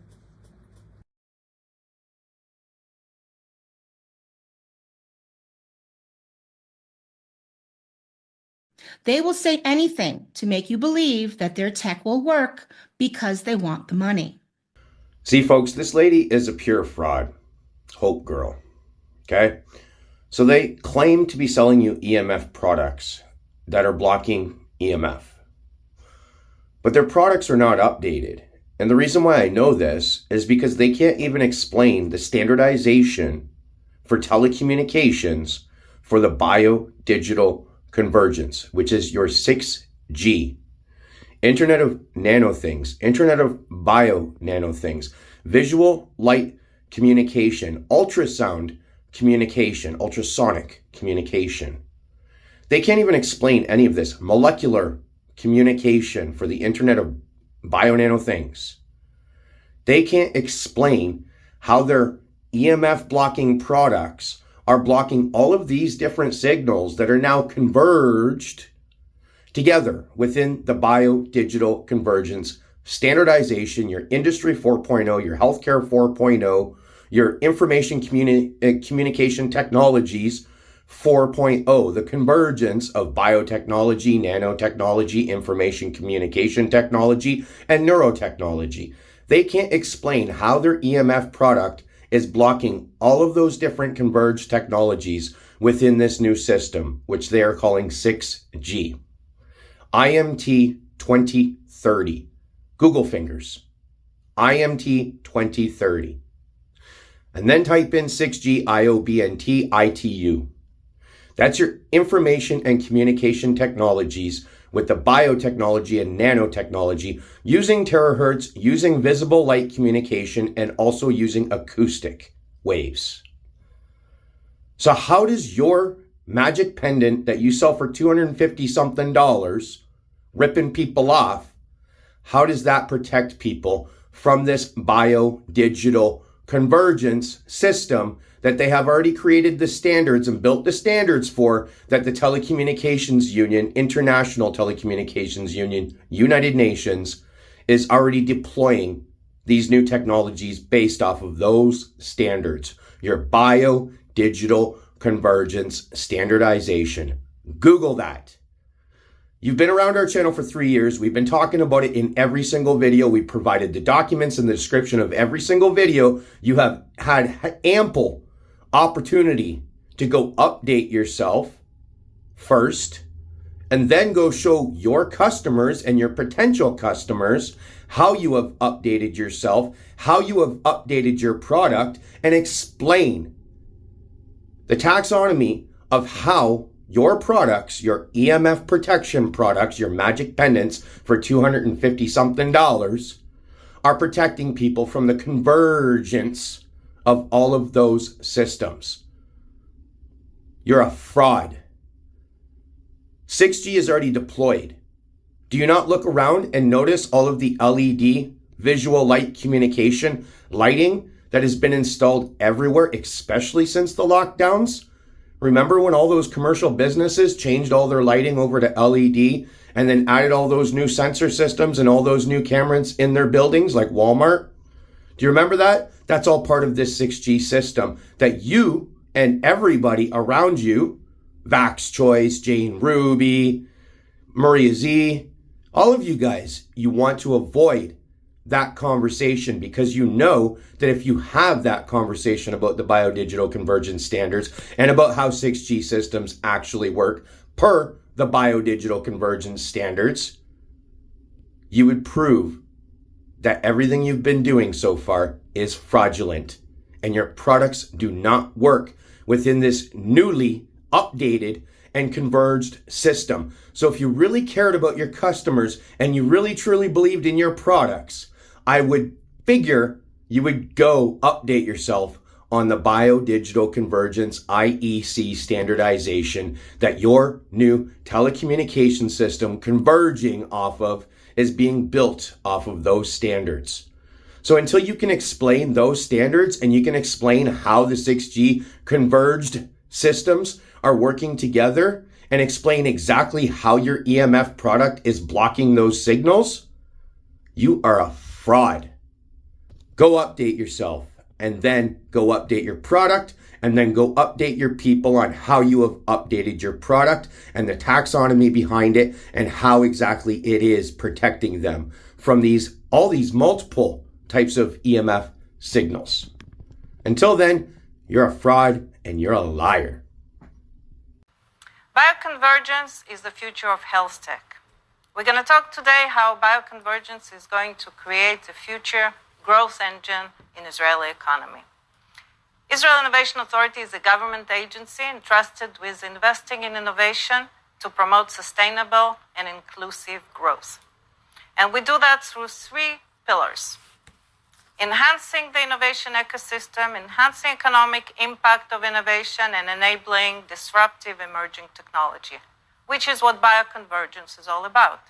Bioconvergence is roughly anything that integrates biology with physics, biology and AI, biology and nanomaterials, multidisciplinary approach to create the future of health tech. Following the outbreak of the COVID-19 pandemic, we can see that bioconvergence is making an important contribution in every stage of the preparedness to the pandemic. So in the short term, we have seen wearable sensors, we have seen paper-based synthetic diagnostics. In the midterm, we see a lot of command and control software that helps identify the pandemic and help work together between health and economy. And long term, we see all the development of vaccines, development on fast diagnostic, development on therapies. All of that and a lot of that can be based on bioconvergence and convergence of technologies.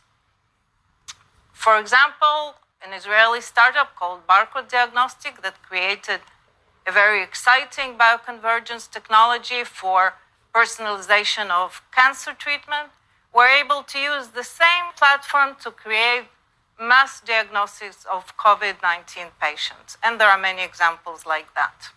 We think that Israel is in a unique position to become one of the leading clusters in bioconvergence sphere. And I will explain why. Israel is a very, very multidisciplinary industry. We have very strong successes in medtech industry. All the large medtech players are based in Israel. We have very successful and very rich life sciences research. AI capability in Israel is world renowned. Israel, in fact, is the third largest AI cluster in the world in absolute terms.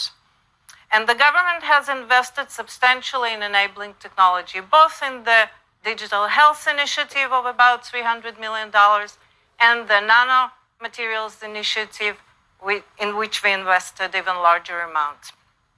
So all of those together, we think, can create a bioconvergence ecosystem that's going to be one of the first movers.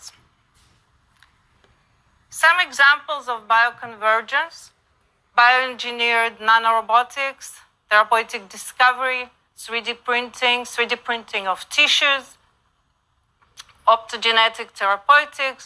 There are many different areas.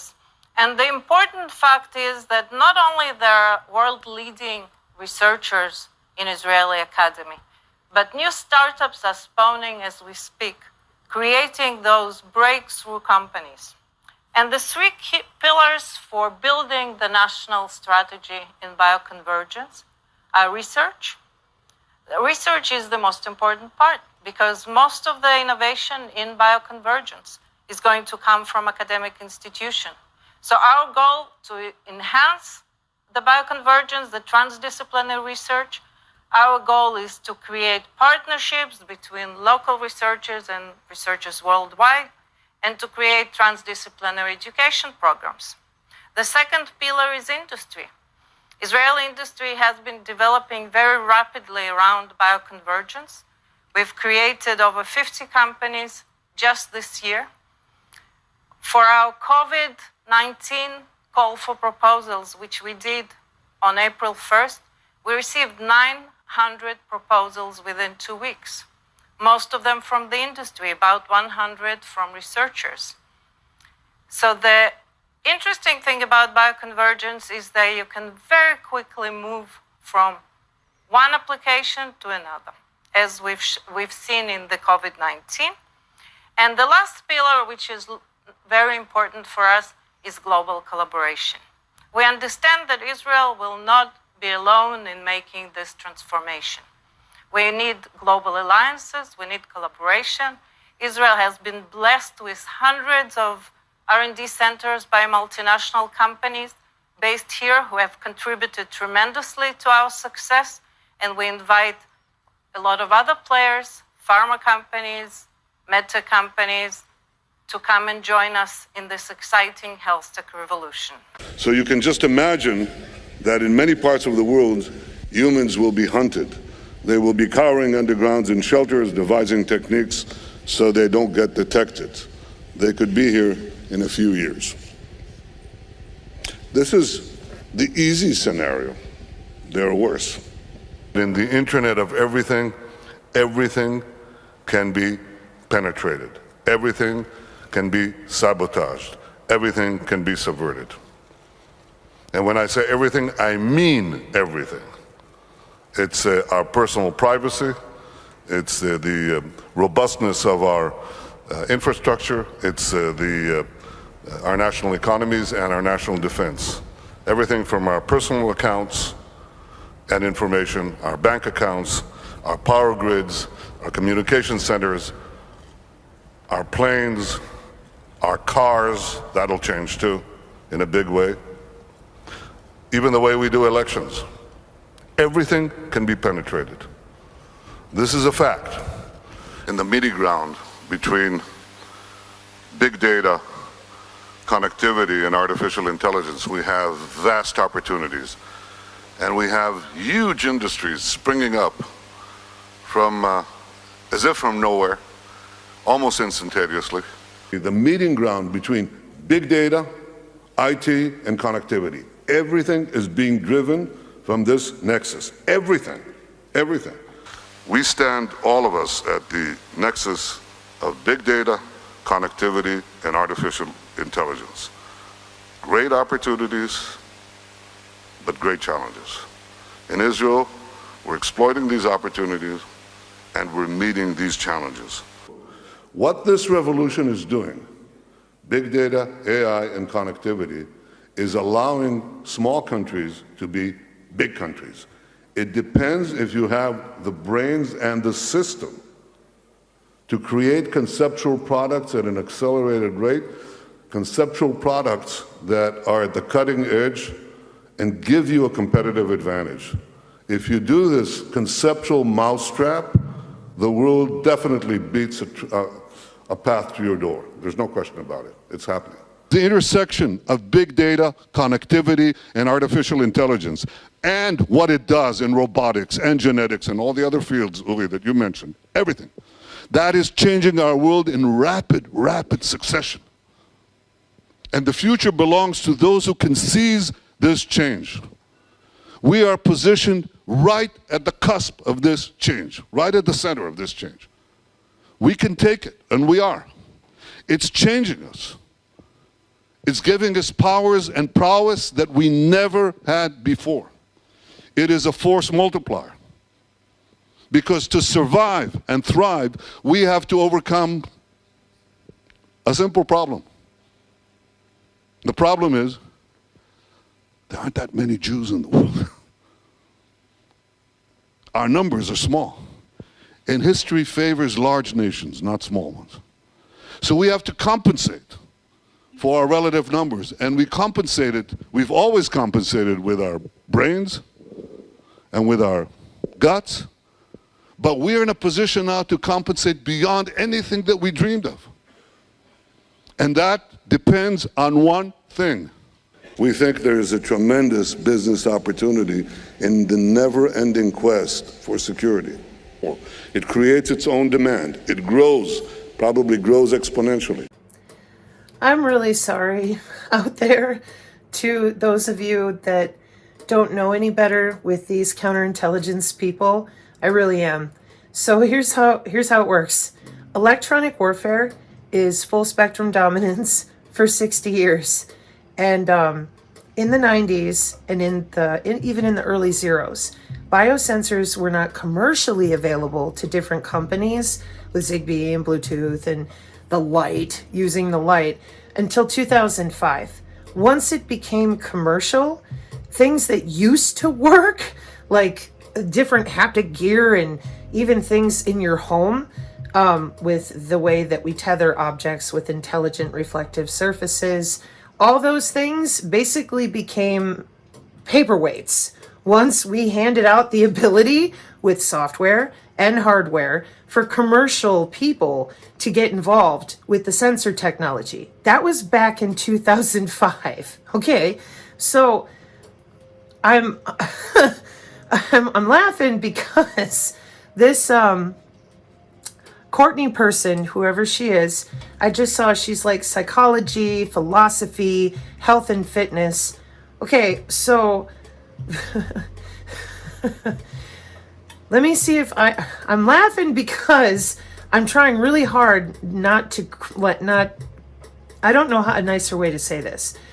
Courtney, she got caught with fake products. I come from electronic warfare via my family, and I am very well read because I was shocked at how far along this system really is. Because everybody else is busy doing what she's doing. Oh, I've got a magic amulet. You'll be fine. It has different nano, like crushed powders and stuff. That's not even where the issue is. The issue is how electronic warfare works. Her husband comes from electronic warfare in the UK. He knows better. Now, when he first came up with the idea, according to them, and they wrote a big book and all this stuff, I thought they knew better. And she sent me a gift box. And I'm like, oh, and I told her not to because I was working on gifts and I wanted it to be an exchange. But anyways, so we had the sleep pod and I'm like, wow, this is great. 4 days later, nothing.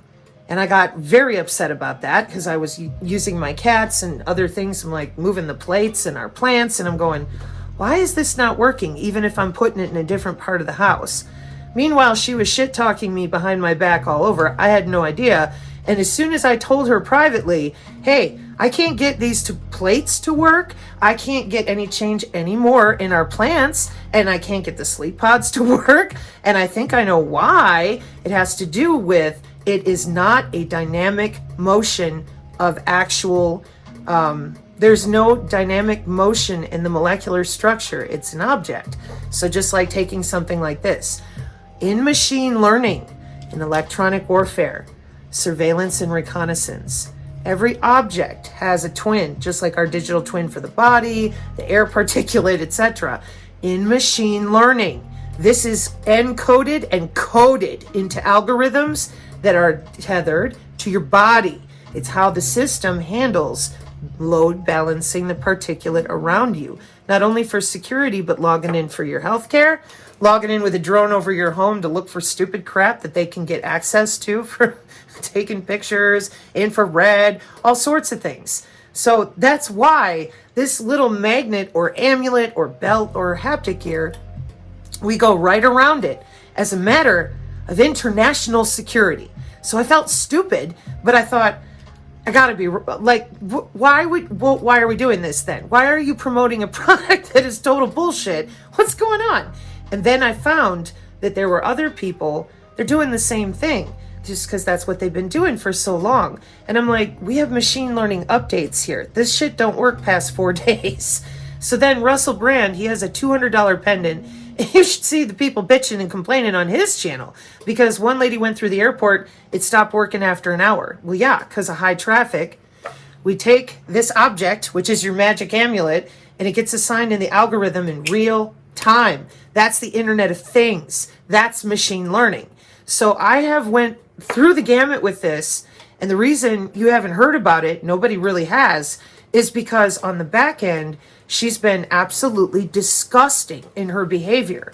She just says the most horrible things, none of which are true, but who cares? So I'm like, I don't want to be involved with a person like this who is purposely, because of where her husband comes from with electronic warfare, misleading and lying to people about how the machine learning and the signal processing is done, especially with our databases, because I am a huge proponent of healing. It's how I've survived. And that is why I said, hey, personally, directly to her, I'm like, this isn't working. And I think I know why. That's when I got blocked, and here she comes. So if you want to denigrate your podcast, because I see you have like 15,000 followers on the gram, and the reason that I'm being kind is because there's a really good researcher with us. He's an engineer. He could explain to you too what I just did, okay? I'm laughing because it's well known. This is electronic warfare. You're not going to wear a magic pendant and escape the Department of Defense. Okay? That's one. Two, you're not going to wear haptic gear. They don't sell haptic gear, okay? But this comes from all these updates with machine learning, the terahertz, and the Internet of Everything. They didn't update their business. They didn't update what they're doing. And I don't know why. I'm not involved. I do know that they work with Maria and Jane and all these people coordinating what they're going to say. And I'm like, I don't want to be involved in any of that. I'm busy reading papers to people. So if you go down this drama road, it's not going to go, it won't go good for you. Because from what I can tell, you've got a site and a podcast that is much more about philosophy, etc. But you do whatever you need to do.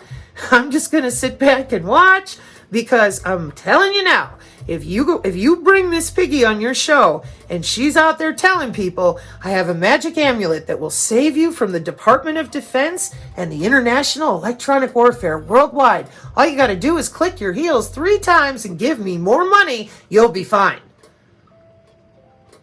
You're promoting that. The moment you let her on that show, running mouth like that. Our community got taken for a ride. No, I didn't even know, because she told me she was my friend. So I was trying to work it out with her privately and be like, why isn't this working? She didn't want nothing to do with that. So then I found out a bunch of people in our community had given a bunch of money. They were really pissed. And just like the Russell Brand customers, they're like, I'm in the airport and I got nothing. What the hell? I spent $200. I thought this would help me for being in a high traffic area. Nah, welcome to machine learning in real time with the digital twin system for augmented reality and X reality, which we're using with the Department of Transportation. So that's why I was trying to educate. She didn't want education. She said, "You're a bitch," and off she went. So I have another video that I hid a week ago because of the personal level of betrayal that I felt. I felt sad. And I really didn't want to talk about this very much because it's obvious. This is why most people won't invest in any of those types of products. It has to do with our smart meters. It has to do with our atmospheric conditions. All of it is working together. And I'm sorry, but some rando set of people in any country in the world, not just Morocco, you're not smarter than the Department of Energy. I know where your husband worked. Trust me, I'm well aware. He should be too. That's why they lied about biosensors. They said they didn't exist until Maria Chrysler allegedly isolated one. And then with the 40 different types of biosensors, plus their fluorescence and the networks they connect to, here they come. Oh, well, you can swallow a product. You can wear our magic amulet. And I'm like, for 40 different types of enzymatic response, plus the glycopayloads. And then we get into the clathrin dot versus the ferritin versus that synthetic biology and how it works in the networking under the skin. I'm like, you're so full of crap. Like, what are you doing? Well, they said biosensors weren't real. Then they said they were real, but you wear their magic pendant or take their magic product. That's because when biosensors went commercial in 2005, people who were making products like that knew your time is limited because of the way that we use the scatterers and the wireless sensor networks and watch everything with the Internet of Everything and all the networks that communicate. So that's why in my house, because I have less bodies, less traffic, same animals, same setups of my stuff, it took 4 days before my sleep pod just completely stopped and it never did work again. It was assigned in the machine learning. These are networks. When you sit there and pretend that you're smarter than the Department of Defense, you're going to get people hurt. That's why I went to her personally. And I'm like, hey, we got a problem. And it should have been a dialogue in my mind because of what they know. They didn't want a dialogue.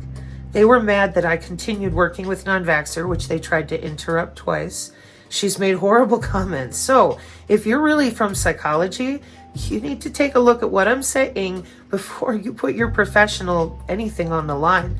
SGT Report is well known for, and so are the other people that she interviews with, unfortunately. There's a lot of people that are fed up with being given fake products and then told, oh yeah, you can heal. Now, that doesn't mean we should do nothing. There are all sorts of mitigation and different principles, like Dr. Gru has talked about all these options with get the nano out of your liver because a lot of it accumulates there. The different things with the red light. I love Dr. Artis's red light. I use it all the time. So does my cat. It works great. I love it. Fasting and intermittent fasting, prayer, make sure you're moving. Clean water. I use plasma energy water. It's there's a lady that does plasma energy water, and I have links on the channel for that. I also have silver socks where they have, it's like a hat, and I have a blanket, and I have a scarf that has solid silver woven into it. That can mitigate for a while unless you're like right underneath a signal. Okay, but the problem is they have logins. So that's why I keep saying we can only cleanse so much because they're using our own cell structure. It's molecular communication. You don't want to cleanse your own DNA. So I hope this helps. But if it doesn't, this is a warning for everybody too. If you continue to promote that fraud, not her being a fraud, what she is doing and saying is fraud. There's a difference. Separate the behavior from the being, okay? But she is committing fraud. And anybody from electronic warfare, anybody from the Internet of Everything, anybody from machine learning, they know this. It's part of how all the nerds are having fun with X reality, augmented reality, and the Department of Transportation with vehicle to everything, V to X. That's why it has to be quick, has to do with the smart cities and the cognitive cities. And that's why magic pendants, EMF pendants, worked, I'm sure, pretty good in the 90s. Then 2005 hits, and everybody who can install a light switch is using the biosensors. Now the signal's going all over the place, and it's dynamic. It's not sitting in one area like our wireless used to. It's moving. We have intelligent reflective surfaces. We got all these different ways we're logging in for all sorts of reasons. And that's why the Terahertz networks as well with precision healthcare are there. So that means the haptic gear, the magic amulets, well, they're not working anymore the way they used to. Why? Because we updated information telecommunication technology with the Internet of Everything, the different smaller networks to the terahertz where it's more near field. No, man, it's under the skin for precision AI healthcare and different components, again, of augmented reality. Period, as Greg Gutfeld would say. I don't want to see you get embarrassed being drug into this woman's personal drama, because the person that I deeply respect, he's a very good engineer, and he says that you are a well-spoken, kind-hearted, intelligent woman. You're being played. If you're going to get involved in this further, just protect yourself. Maybe have someone who can speak to the machine learning and the Internet of Everything, so that if she goes that direction, that person can ask her those questions, because she's the one selling these products. So her and her husband need to be accountable to what I just said by the metrics, because we got deleted for asking the question. That's why we're demonized by these same people. They have money to make. They made a lot of it off the backs of our community, and it's a blessing to me that our community didn't throw me under the bus, because they were fairly irritated that it took me so long to bring it out into the open, what these people have done. If you have a product, like I said, horse and buggy to the car, it happens in business a lot. You have a product, it's going good, the industry changes very quickly in telecommunications, as well as security, because we want to stay ahead with cyber biological security. So, I cannot believe you're doing this and dragging other people into whatever is wrong with you. You need to amend your products. You need to sit down with your husband and work on this. You guys can test it in various ways if you think you can do it. But you are not disrupting the galvanic coupling, the bioelectric decoupling. That ain't happening. And that's why, like I said, it is a static product. It's assigned in the machine learning, and that's the end of it. And you know it. So does Tavon. And I'm trying everything I know how to stay focused on how HOW it works so people can learn. And you are out there calling names like a middle schooler. And I think that non-vaxxers are getting pissed off at this lady is in part because people like you are still running out there and lying about our law of war, the biosensors, and molecular communication, and the way that this system runs. And you claim that you are so big in telecommunications. What are you doing? It's called galvanic skin response and inductive coupling with biological signals on the Cisco microband. Is your husband not familiar enough with networking? He should be. So what are you doing? And why would you drag other people into it when you know that mathematically it's fraud? Mathematically, deployment, ICT, it's pure fraud. And it's not your fault. Everything updated with the terahertz, and we build networks for redundancy. We layer networks on top of each other. That is why it's just a dialogue about HOW that you don't want to have, so you keep lying about biosensors, and we are not going to put up with it. It's not okay. I want people to heal. I very much wish more people would get involved with getting this stuff out from under our skin. Maybe there's a way we can find some segment of big old satellite dishes and whatever to block it, but I know better, because here comes the Iron Dome, the geocaching, the geofence, etc. You're not helping anybody except yourself. It's very obvious, and I really wish that you would stop, but you're going to drag Courtney into it. So, if that's what it's going to be, I'll tell you now, the Synergists and the rest of us will have a viewing party, and we will bring forward people from machine learning, the white papers, etc., and make sure there's no doubt about these magic amulets when we're done. It won't just be me. No, no, no. I will go out there and make sure that we got people with letters behind their name and whatever it takes so that the grift is done. Information technology updates. This is electromagnetic warfare. It's not hidden. It's right there. On the parts that are hidden, plasmonics and photonics and optogenetics. Tell me how your magic amulet, like I said, is cleansing a laser sight. Well, it's blocking it. The laser sight's coming from the inside of you through your intracardiac network and your interstitium. Then there's the redox with the optogenetics, and the guys are real busy right now with the different ways. The Clathrin dot, we're back to that again, and the ferritin, and yeah, it's synthetic biology. The signal comes from the inside out. How is your magic amulet doing anything with that? The spread of the surface of the skin where the electromagnetism is to be disrupted, challenged, or changed by your magic amulet is only about to here with the radius. So the radio frequency sinks. There are at least 2, technically 3. What are you doing? Are you moving it around your body every 5 minutes?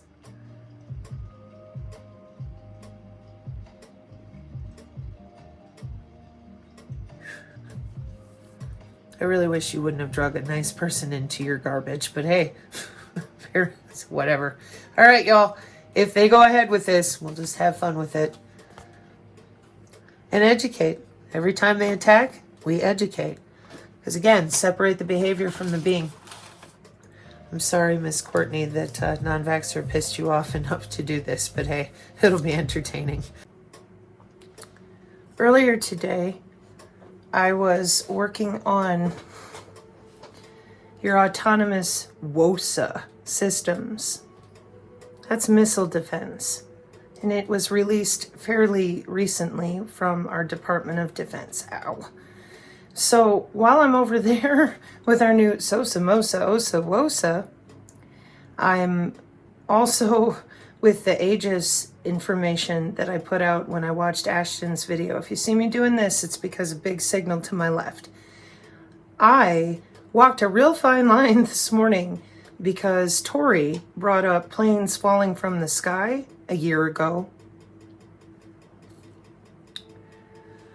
3 years ago, or 2.5, over Halloween, we watched a bunch of people turn in a circle, get stiff, and fall down.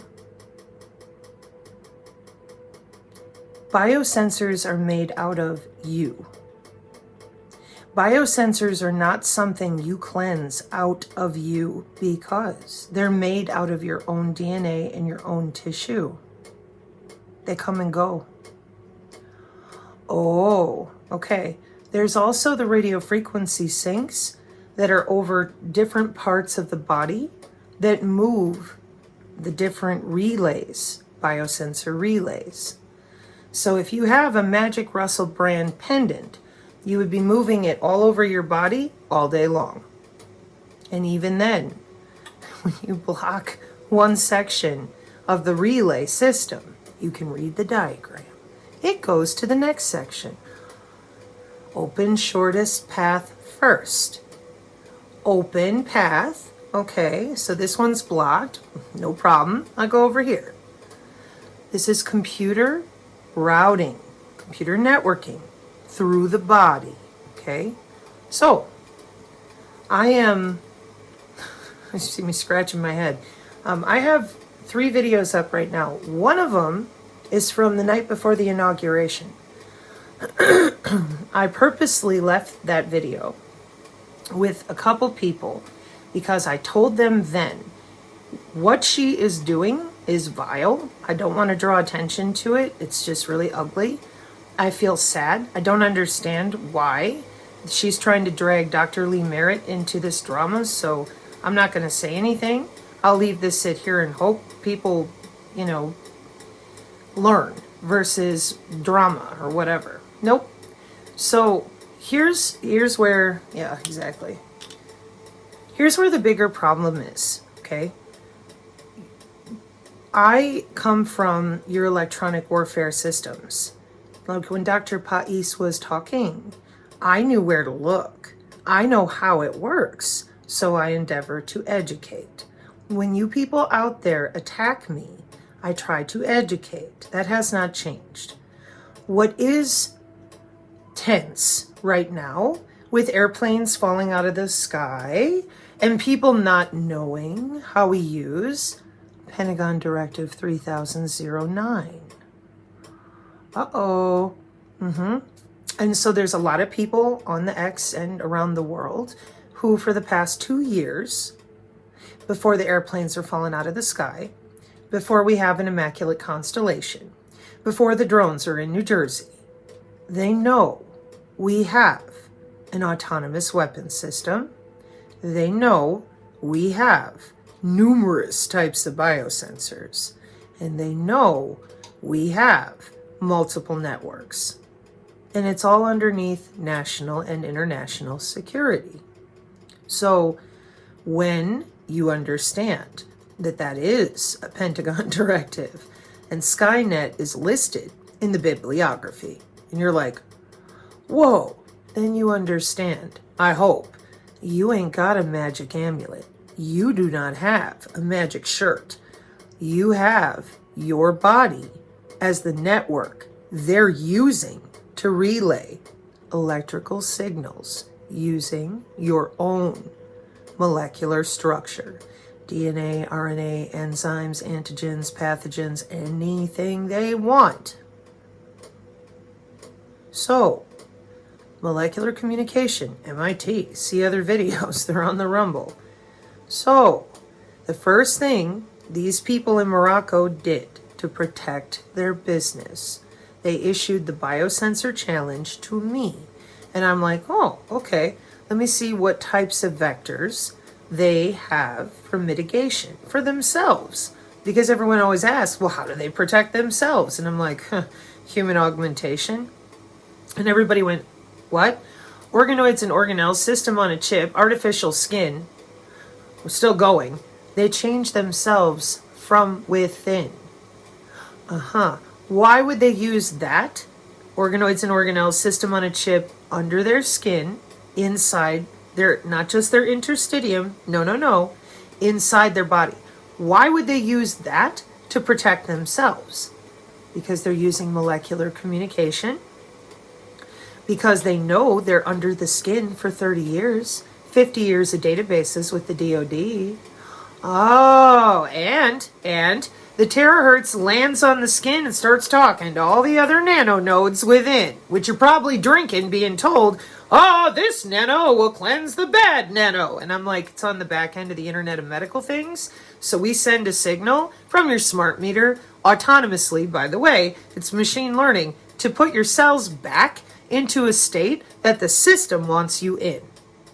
It's a huge problem. And people are being lied to for 5 years. Vaccines. And I'm like, molecular communication. Shut up. I'm going to go buy a magic pendant and be free. And I'm like, have you heard of the Aura Ring or the agentic AI square pin? But that's not real. Pavlov Lapova told me there's no internet of bodies. I'm like, yeah, and Pavlov and her friend Catherine Watt over there. They told you about the kill box. That's been around since 2005, bare minimum. How does it work, HOW? It doesn't matter. I bought my magic pendant. Or your magic coat. So while they're busy lying to people about biosensors, Juxtaposition said, Sabrina, I'm still getting emails of people. I don't believe in biosensors. Well, you don't believe in your own DNA. You don't believe in your own blood flow. You don't believe you're breathing. Interesting. Because that is what, those are the vital biological signals that we're taking and putting into your algorithm to watch you or make a change inside of you. So today I loaded 2 videos about bioelectric healthcare. And I took you to Dr. Michael Levin with regenerative medicine from Tufts University and Weiss at Harvard so that you could see, and I left the link, you can watch the whole thing, cracking the bioelectric code of your human bioelectricity happened in 2013. I also showed you the beginning where you can see the very excited student Okay? They're playing with your lymphatic system, your endocrine system. They're playing with your bioelectricity. And here comes the synthetic biology open language with Lego bricks for 20 years. And everybody's going, oh, there's nanobots. And I'm like, yeah, at the universities for 20 years. What are you talking about? Why are you freaking out? Let's talk about this. No. And the reason they're doing that, I've said this before, we used to have the horse and buggy. Nobody believed at the turn of the century that after having the horse and buggy for so long, there were tons of businesses all wired up, invested in horse and buggy in the cities, okay? And then here comes the car. And what did they say? We are never going to get rid of the horse and buggy. All right? So they held on for as long as they could until what? Business. Oh, okay. So what we've got is agentic AI square pins and Aura rings using that intrabody communication for human augmentation. The youth are all about it. We're using it for the vehicle to everything with the Department of Transportation. You're going to put your magic amulet on. And then your car is going to veer off the road because your magic amulet took over everything. That's called a false premise. Bad defensive posturing. Why? Because a false premise means your conclusion that you draw will be wrong. Now, if we were in philosophy and we're philosophizing, pondering our navel forever, that is a conversation. So if you're wrong, you're just thinking about it. Maybe you make some bad decisions in a dialogue with somebody. Hate that word, right? But it's not the same as right now, where people with the TI community and everywhere else have been harmed. And they want real HOW. So here come the horse and buggy people. I have a magic amulet. I have a magic shirt. And what do we find? You have no protection from your own biological signals coming from the inside out. Well, oh my word. And so I've tried everything I know how. Skin radar, terahertz, etc. Pure education. And my only commentary has been somewhat snarky in certain places because of the affiliate program links we found that directly connect when you're clicking on their pages, their web pages, as well as when you're clicking on their bit.ly links. This is part of crypto mining, by the way. It's very small, but it's all connected. So I went to find the satellite feeder links that go to your cable company. That's where I used to work. I knew they were there. Network function virtualization, Cisco microband Yang. Oh. And I'm like, oh shit, because non-vaxxer is the one who had the experience more than 5 years ago, correct me if I'm wrong, sir, have a bank of cell phones and doing all this mining.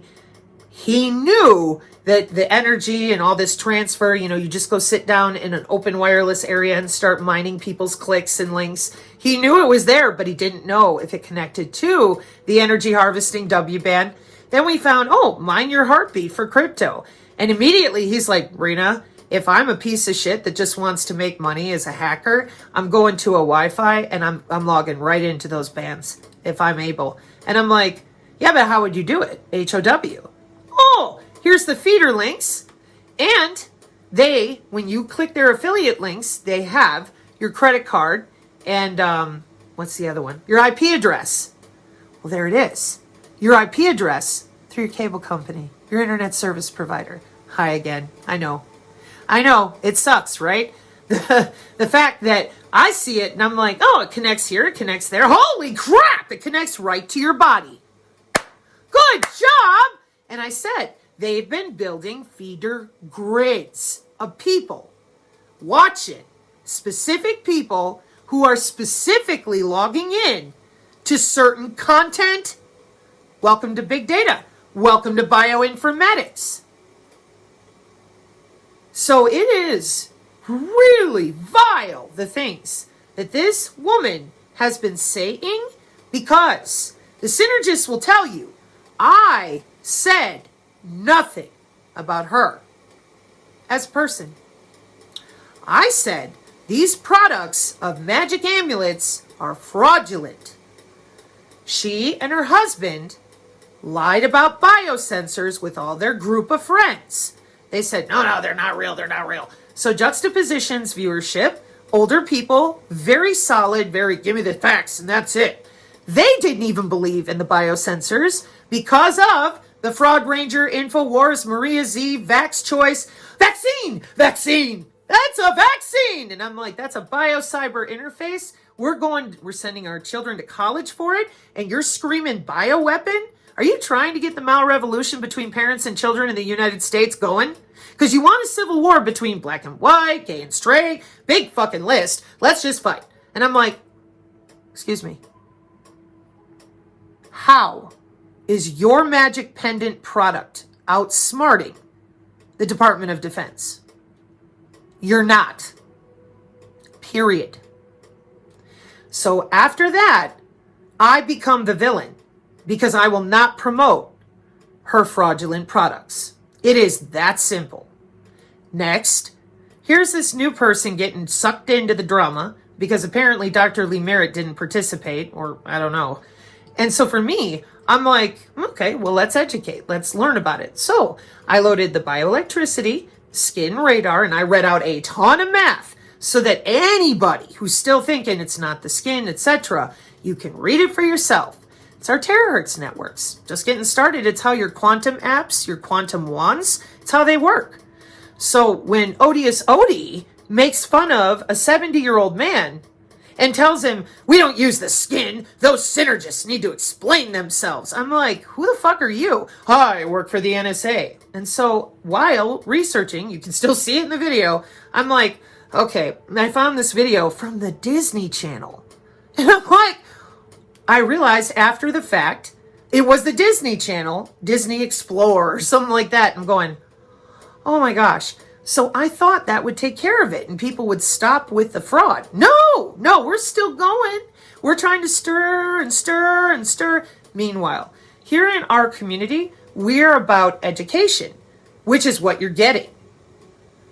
That ain't going to be good for them. They know that.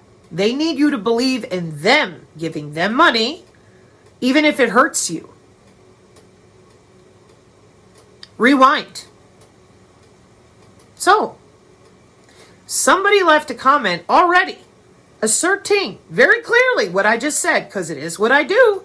And this person's like, hey, we need to know HOW for real. That's why I do not have affiliate links, never have. It's why I don't sell anything. Today, I posted for my friend. She had to give, send, go because she needs a vehicle. That's as much as you're going to get from me if it's an emergency or if it's important. That's it. I do not want your money. I don't want you to subscribe. Remember that? Remember how they attacked me? I had 10,000 subscribers. Delete. How dare you? Because I want to make it so fucking hard for you to organize our community. You have to do it manually. I've known that from the fucking beginning. Even Tori said, digital camouflage. You bet your ass. You fucking frauds. It's disgusting to me. Of course it is.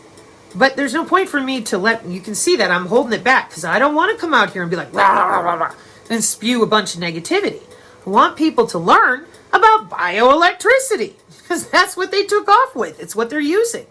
HOW. So I have 3 videos, a shorter one for people who are busy, a longer one for those of you that want more explanation. This is my coffee chat for Saturday morning. It is amazing to me because even my caregiver, he's like, nobody's watching her. I'm like, I know. And she's embarrassing herself. I know. So I tried not to make it worse. She made it worse all on her own. And she's not the only one. Okay. It's just that the others are kind of quiet. And I think that has to do with a lot of people are like, don't poke at Wallace. Because if you do, she'll tell on you. Yeah. Yes, I will. Yes, I will. If you're going to lie about electronic warfare, which has been all hidden away for 60 years, I will tell on you. Yes. But I'm not going to go after you personally like Dr. Lee Merritt. I said, maybe she's this, that with these people. I don't know. But she had a good interview 2 years ago with Maria Z. I highlighted it. And then she did a different video where she's the one who said, I don't think they're going to spend a bunch of money, because it's the government, on semiconductors. I think they're going to use what they got, which is human bodies. And this was 2 years ago. And I'm like, oh, yeah, douche chills. I'm going, whoa, that's smart and probably accurate. So I went looking for it, and I found it, and I was horrified. See it, Rumble channel. And I gave her credit because she's the one that said it. No big deal. I didn't attack her personally. When it comes to Attorney Todd Callender, we disagree on this whole, we're going to FOIA the Department of Justice. I'm like, what are you doing? I am an attorney. I know what I'm doing. Oh, well, that's great. Could you make sure you tell people that it's probably a red herring so they don't get all wound up waiting for your lawfare? Just an idea. But again, I'm not attacking him. I'm not sitting here going, do you see the clothes he wears? And this is what he believes in. And oh my God, and just make stuff up. That's called ad hominem attacks. Why do we do that? Because we cannot attack the premise. Ooh. And this Courtney person allegedly is all about rhetoric and philosophy. Oh, lady, we're ready for you. It's fine. It's just not a place that I go to very often. That does not mean that I cannot. Respectfully. Because that's your arena, allegedly. Okay. So, for the Synergist community, happy Shabbat, everybody. It's Friday night, and I'm like, all right, or coming into Saturday morning, and I got paints, and I'm all excited, and I got through the bioelectricity with Dr. Michael Levin yesterday, and I'm like, okay. And here, inside our own Telegram, here's more of the same, yelling at Corinne. And again, the reason they hate non-vaxxer is because he's the one who's been spamming these documents to try to get them to tell the truth to all these people who are still sitting with vaccine. Now, I'll tell you another person. You're not going to like this out there. Really, you're not. And I'll put the link here. I finished watching Chris, the one who did Professor Wallace. He's just as pissed as the rest of us about this circular vaccine argument. You people have been under the skin for 30 years. You people are using molecular communication. 11 years, IEEE, MIT, etc. Everybody else, they have no idea. Why? Why is it so hard to talk to our friends and family? Dr. Jancy said vaccine. Dr. Malone said vaccine. Then we get nowhere. Great for them. Who the hell is them? Well, doesn't it seem like there's a bunch of them? There's people that are selling fraudulent products, and they've been doing good for years, so they don't want their business bothered, horse and buggy. Then you've got the people whose job it is in counterintelligence to make sure that everybody's on the same narrative track. Bioinformatics is involved in that too with AI. Don't kid yourself. Neuromodulation, remote neural overlay for population fenestration. Period. Next. So then there's a group of people, they're transhumanists. You think they want you to uprise, figure something out, make them any trouble anywhere in any way, shape, or form? Hell no. So then you have your young people, some of which might be completely bought in innocently. They really believe you destroyed the planet driving your SUV using hairspray. You got to go.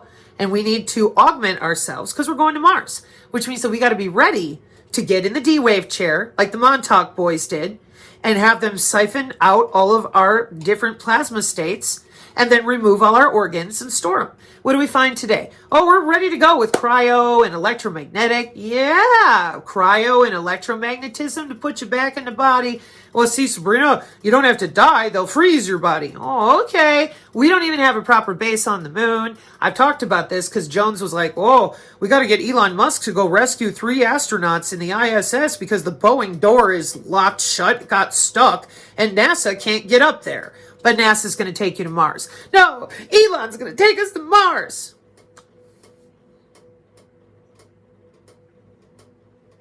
Can we fix the problems that we have here on the planet before we rush into the total delusional fantasy that some billionaire is going to pay your way because he loves you so much, he's so involved in your life, that he's going to put you in cryo. We're talking hundreds of thousands of dollars. He's going to put you in cryo and carry your ass to Mars. It's nano satellites, by the way, that are all pointing down. Oh, so when you listen to Chris, if you do, you're going to hear the same frustration that our community's been dealing in, which is why non-vaxxer gives none of you any room to bullshit and lie for clicks. So now what do we have in a very serious note? Well, the planes are falling from the sky. So today, heaviness over here. I went into SOSA, OSA, MOSA, CMOS, and FACE, and WOSA. And I'm like, this is modular open system approach with Skynet and Skyborg. For real. And the synergists know this. SOSA and MOSA, they know. Sensors. That's what your sentient world simulation is made out of. And all your targeted individuals are slowly but surely being introduced to what I've been working on for them as well, going, you have to tell on them. Where's my anatomy? I don't know what you're talking about. I listened to Odie. He said that the skin's not involved, and he's from the NSA, so he would know. Okay.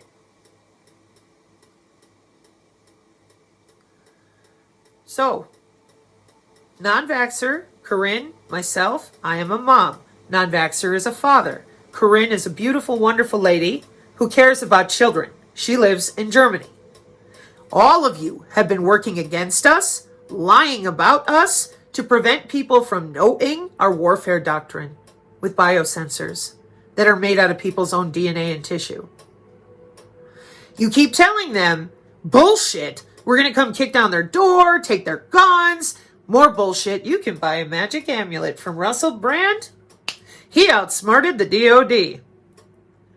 And so for us, after 3 years of white papers and college textbooks, you think people are going to let you keep getting away with this?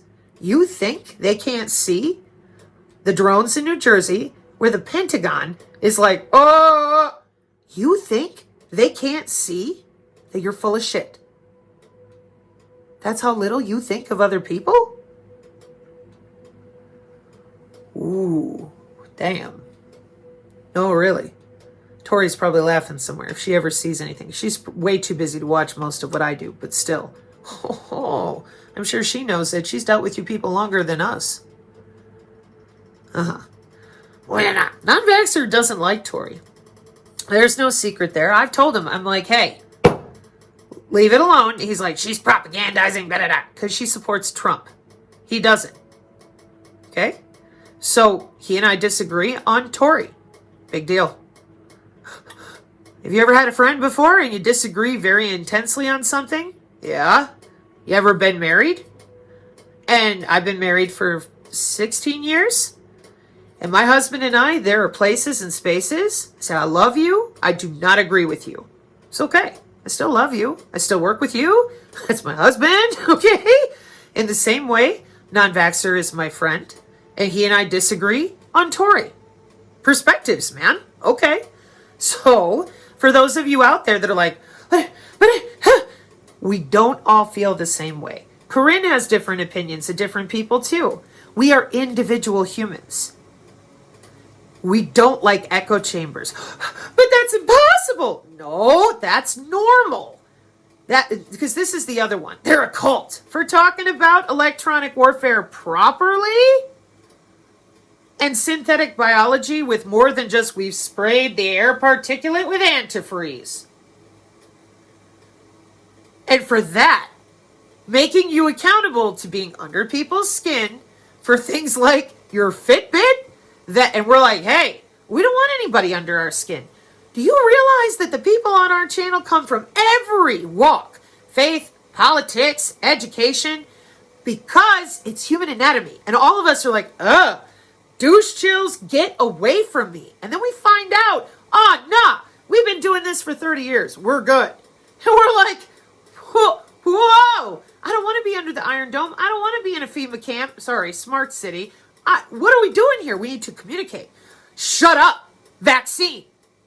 And we're like, no, biocyber interface with molecular communication and 14 years of augmenting humans. China.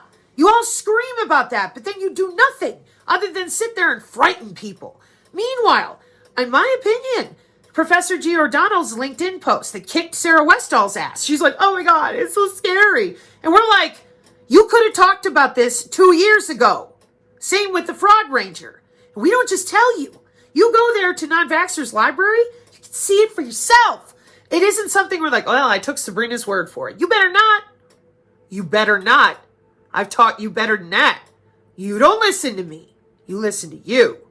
Oh, you think that represents a cult movement? Get the fuck out of here. We are exactly the opposite. Because you need to think for yourself. I'm not you. I'm not in your house. So this whole thing was started by Jason Dean, actually. Non-vaxxer, when it happened, he's like, because I wasn't on the X. He's like, Sabrina, you're not seeing this dialogue. They're making fun of you. While you're busy promoting them, being nice to them, this went on for months. I didn't make my X account until very recently. That's when I saw it. And I went, oh. And that's where they're like, you're too nice. And I said, well, I've been trying to leave bridges of communication. They don't want that. Clearly, they want money or whatever. So, here in our community, those of you that are playing games with counterintelligence, hiding the biosensors, lying about molecular communication, human augmentation, the drones, the smart cities, the way we drive drones with our mind, you're done. You just don't know it yet. I tried to warn you months ago, 6 months ago, 3 months ago, and even Tori said, it's like romper room up in here. Because you're lying to people. And you keep looking down on them like they're too stupid to realize that is 60 years of very profitable Lockheed, L3 Harris, Northrop Grumman. But some rando set of 2 people in Morocco have defeated Lockheed, Northrop Grumman, L3 Harris, the DoD, and the Department of Energy. If that were real, Vax Choice and Lisa McGee would be out of a job. They'd have been like, yes, as you can see, it blocks all 400,000 pathogen derivatives at any time. All you gotta do is put your magic necklace on.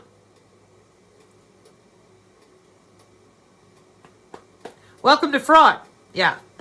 And again, I don't care. Why? Well, we're narrative driving. We can't. I don't care.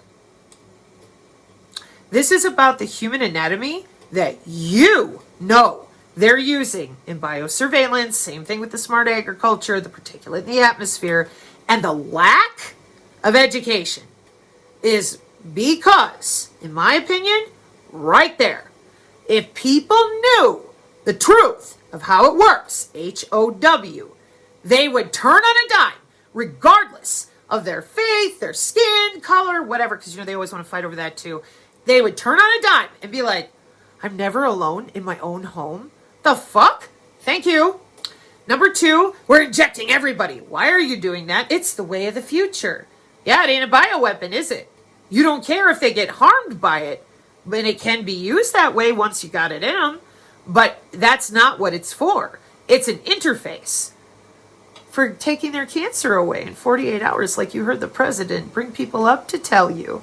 Welcome to biomedical engineers. Isn't it funny? Where are they? There's so many jobs. Yet all we hear is, I don't know what a MAC ID is, and it's a vaccine bioweapon. You're frauds. You're not helping anybody. At least Dr. Artis told the truth about the intensivists. He told the truth about the acetylcholine nicotinic receptors. He told the truth about the red light. He's the reason I have one.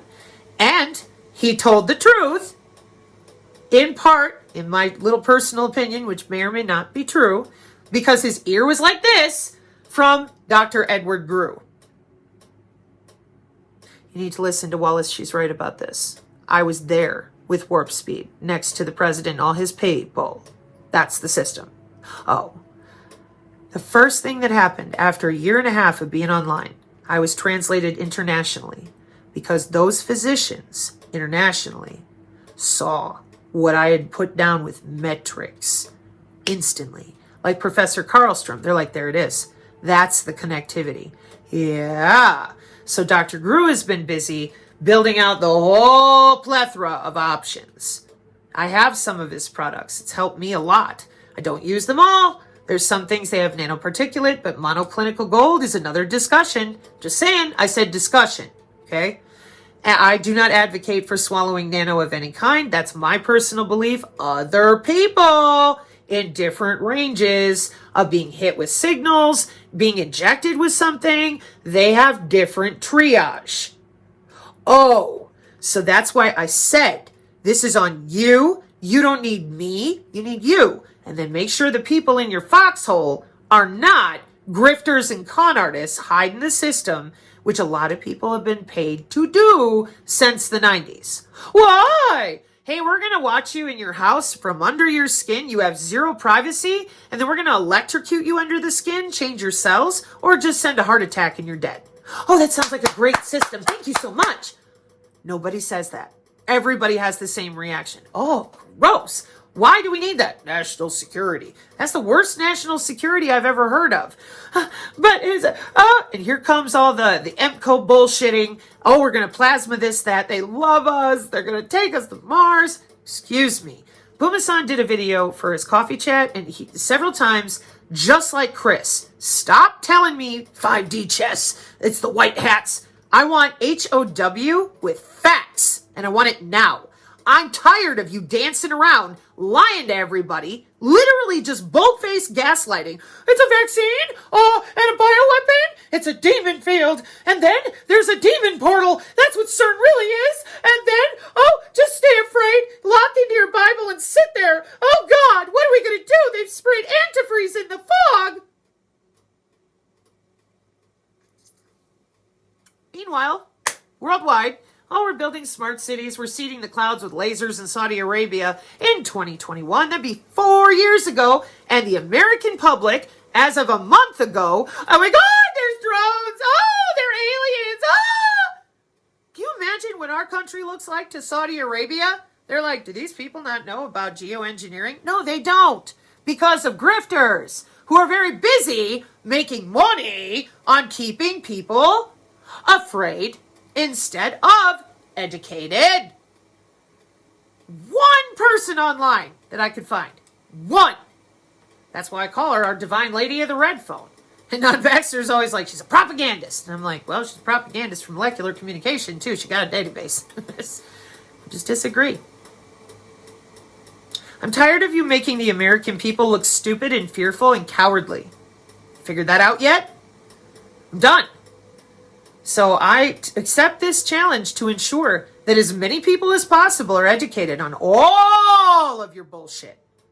This is electronic warfare with molecular communication for human 2.0, human augmentation. You got the wrong bitch. You knew that. So that's why I kept wondering, why are you pushing on me? Why are you doing this? I don't want to fight with you. Why can't you just tell the truth yourself? Whatever, man. But our good people here on the channel, you're in for a shocker if you think they're going to sit there and be like, no. We're moving into psionic abilities because the telepathy, empathy, precognition, that's bioelectricity and neurons. I have a ton of writing on it. After this alias thing, as I mentioned, hyperfield math, all sorts of notes, and I cried. As usual, I just feel badly. But God has a bigger plan. So I've been working with certain engineers, people that I truly can trust. And I'm like, okay, let's try this, try that, because somebody asked on the X, what do you want the energy workers to do? Learn how to tunnel through the plasma with your own quantum system. Oh, you guys. And that's one of the places where there's a lot of pressure on me, because if I can do it, like I did it for 10 years of mapping out the state I lived in, and they, meaning your DIA, were right on top of my ass because I didn't use Big Blue. And they wanted to know, how the fuck is she doing that? Plasma states of my own body. And here you are with your molecular communication. What did I teach people back in 2022? Get them biosensors off the top. Get moving with that kinetic energy of the way that our throats are designed for that frequency in time. And I'm right by the math, etc. My grandfather was involved in the suppression technology. How? I don't know yet. But I know it's there because I wrote the notation for it. So that's where I'm working right now, which is why I don't want to be here very long dealing with the frauds. There's plenty of you out there, including on our Telegram, that you know machine learning and you know what I'm talking about. We need to protect our elders. We need to protect our friends and neighbors. They don't want to hear it. Well, then if they don't want to hear it, there's nothing to be done anyways, regardless of who it is. But there are people that do, as we get closer with seeing planes falling, drones, they very rapidly, you fucking watch, they're going to be like, magic pendant to protect me from the Department of Defense. Get the fuck out of here. How does this work? What do I really do? Well, they're using your own biological electricity. So the first thing I would do is get reacquainted with your skin and that human anatomy that you were told didn't exist all your life, because then you can feel the signals more appropriately through your home and your day, and you can find ways to mitigate that match your lifestyle and your environment, your own environment. It's free. There's a TechMetric PDF. You do not need me. Please do not subscribe. No, you may not email me. I have 1, 2, 3 firewalls now. So no, if you email me, unless I tell him specifically, you are not going to get through. No, you may not have a P.O. box. I do not want your donations. We do have a couple people that go, oh, Sabrina. And for those folks, to be respectful, my caregiver did start a Ko-Fi. I don't talk about it much because I don't want your focus there. I want you focused on you. I am still working on the coloring book, intro classes with my cat, the grandpur, because working with animal biofield concurrence is very natural for people. It's super easy. And then once you start to feel it, you're like, oh, that's so easy. Then you can practice shielding on yourself and a loved one. It's called biofield concurrence, wherever 2 or more are gathered in my name. And multiple other faiths that talk about when you put 2 human bodies next to each other, the electromagnetic toroidal fields do things that the systems are like, Yeah, that's why they needed everybody 6 feet apart. Yeah, because this is math and science and biological physics with a chunk of your own anatomy they don't want you to know about. They need you all wired up with vaccines and giving them your money as fast as possible. And stay afraid. You're too stupid. You shouldn't be reading those white papers. They come from the seat of Satan. Just like Jake Tapper told you, Hillary's emails. I'm a journalist. I get to read Hillary's emails. I subscribe for 30 grand to the IEEE. I can read an IEEE paper, but you cannot.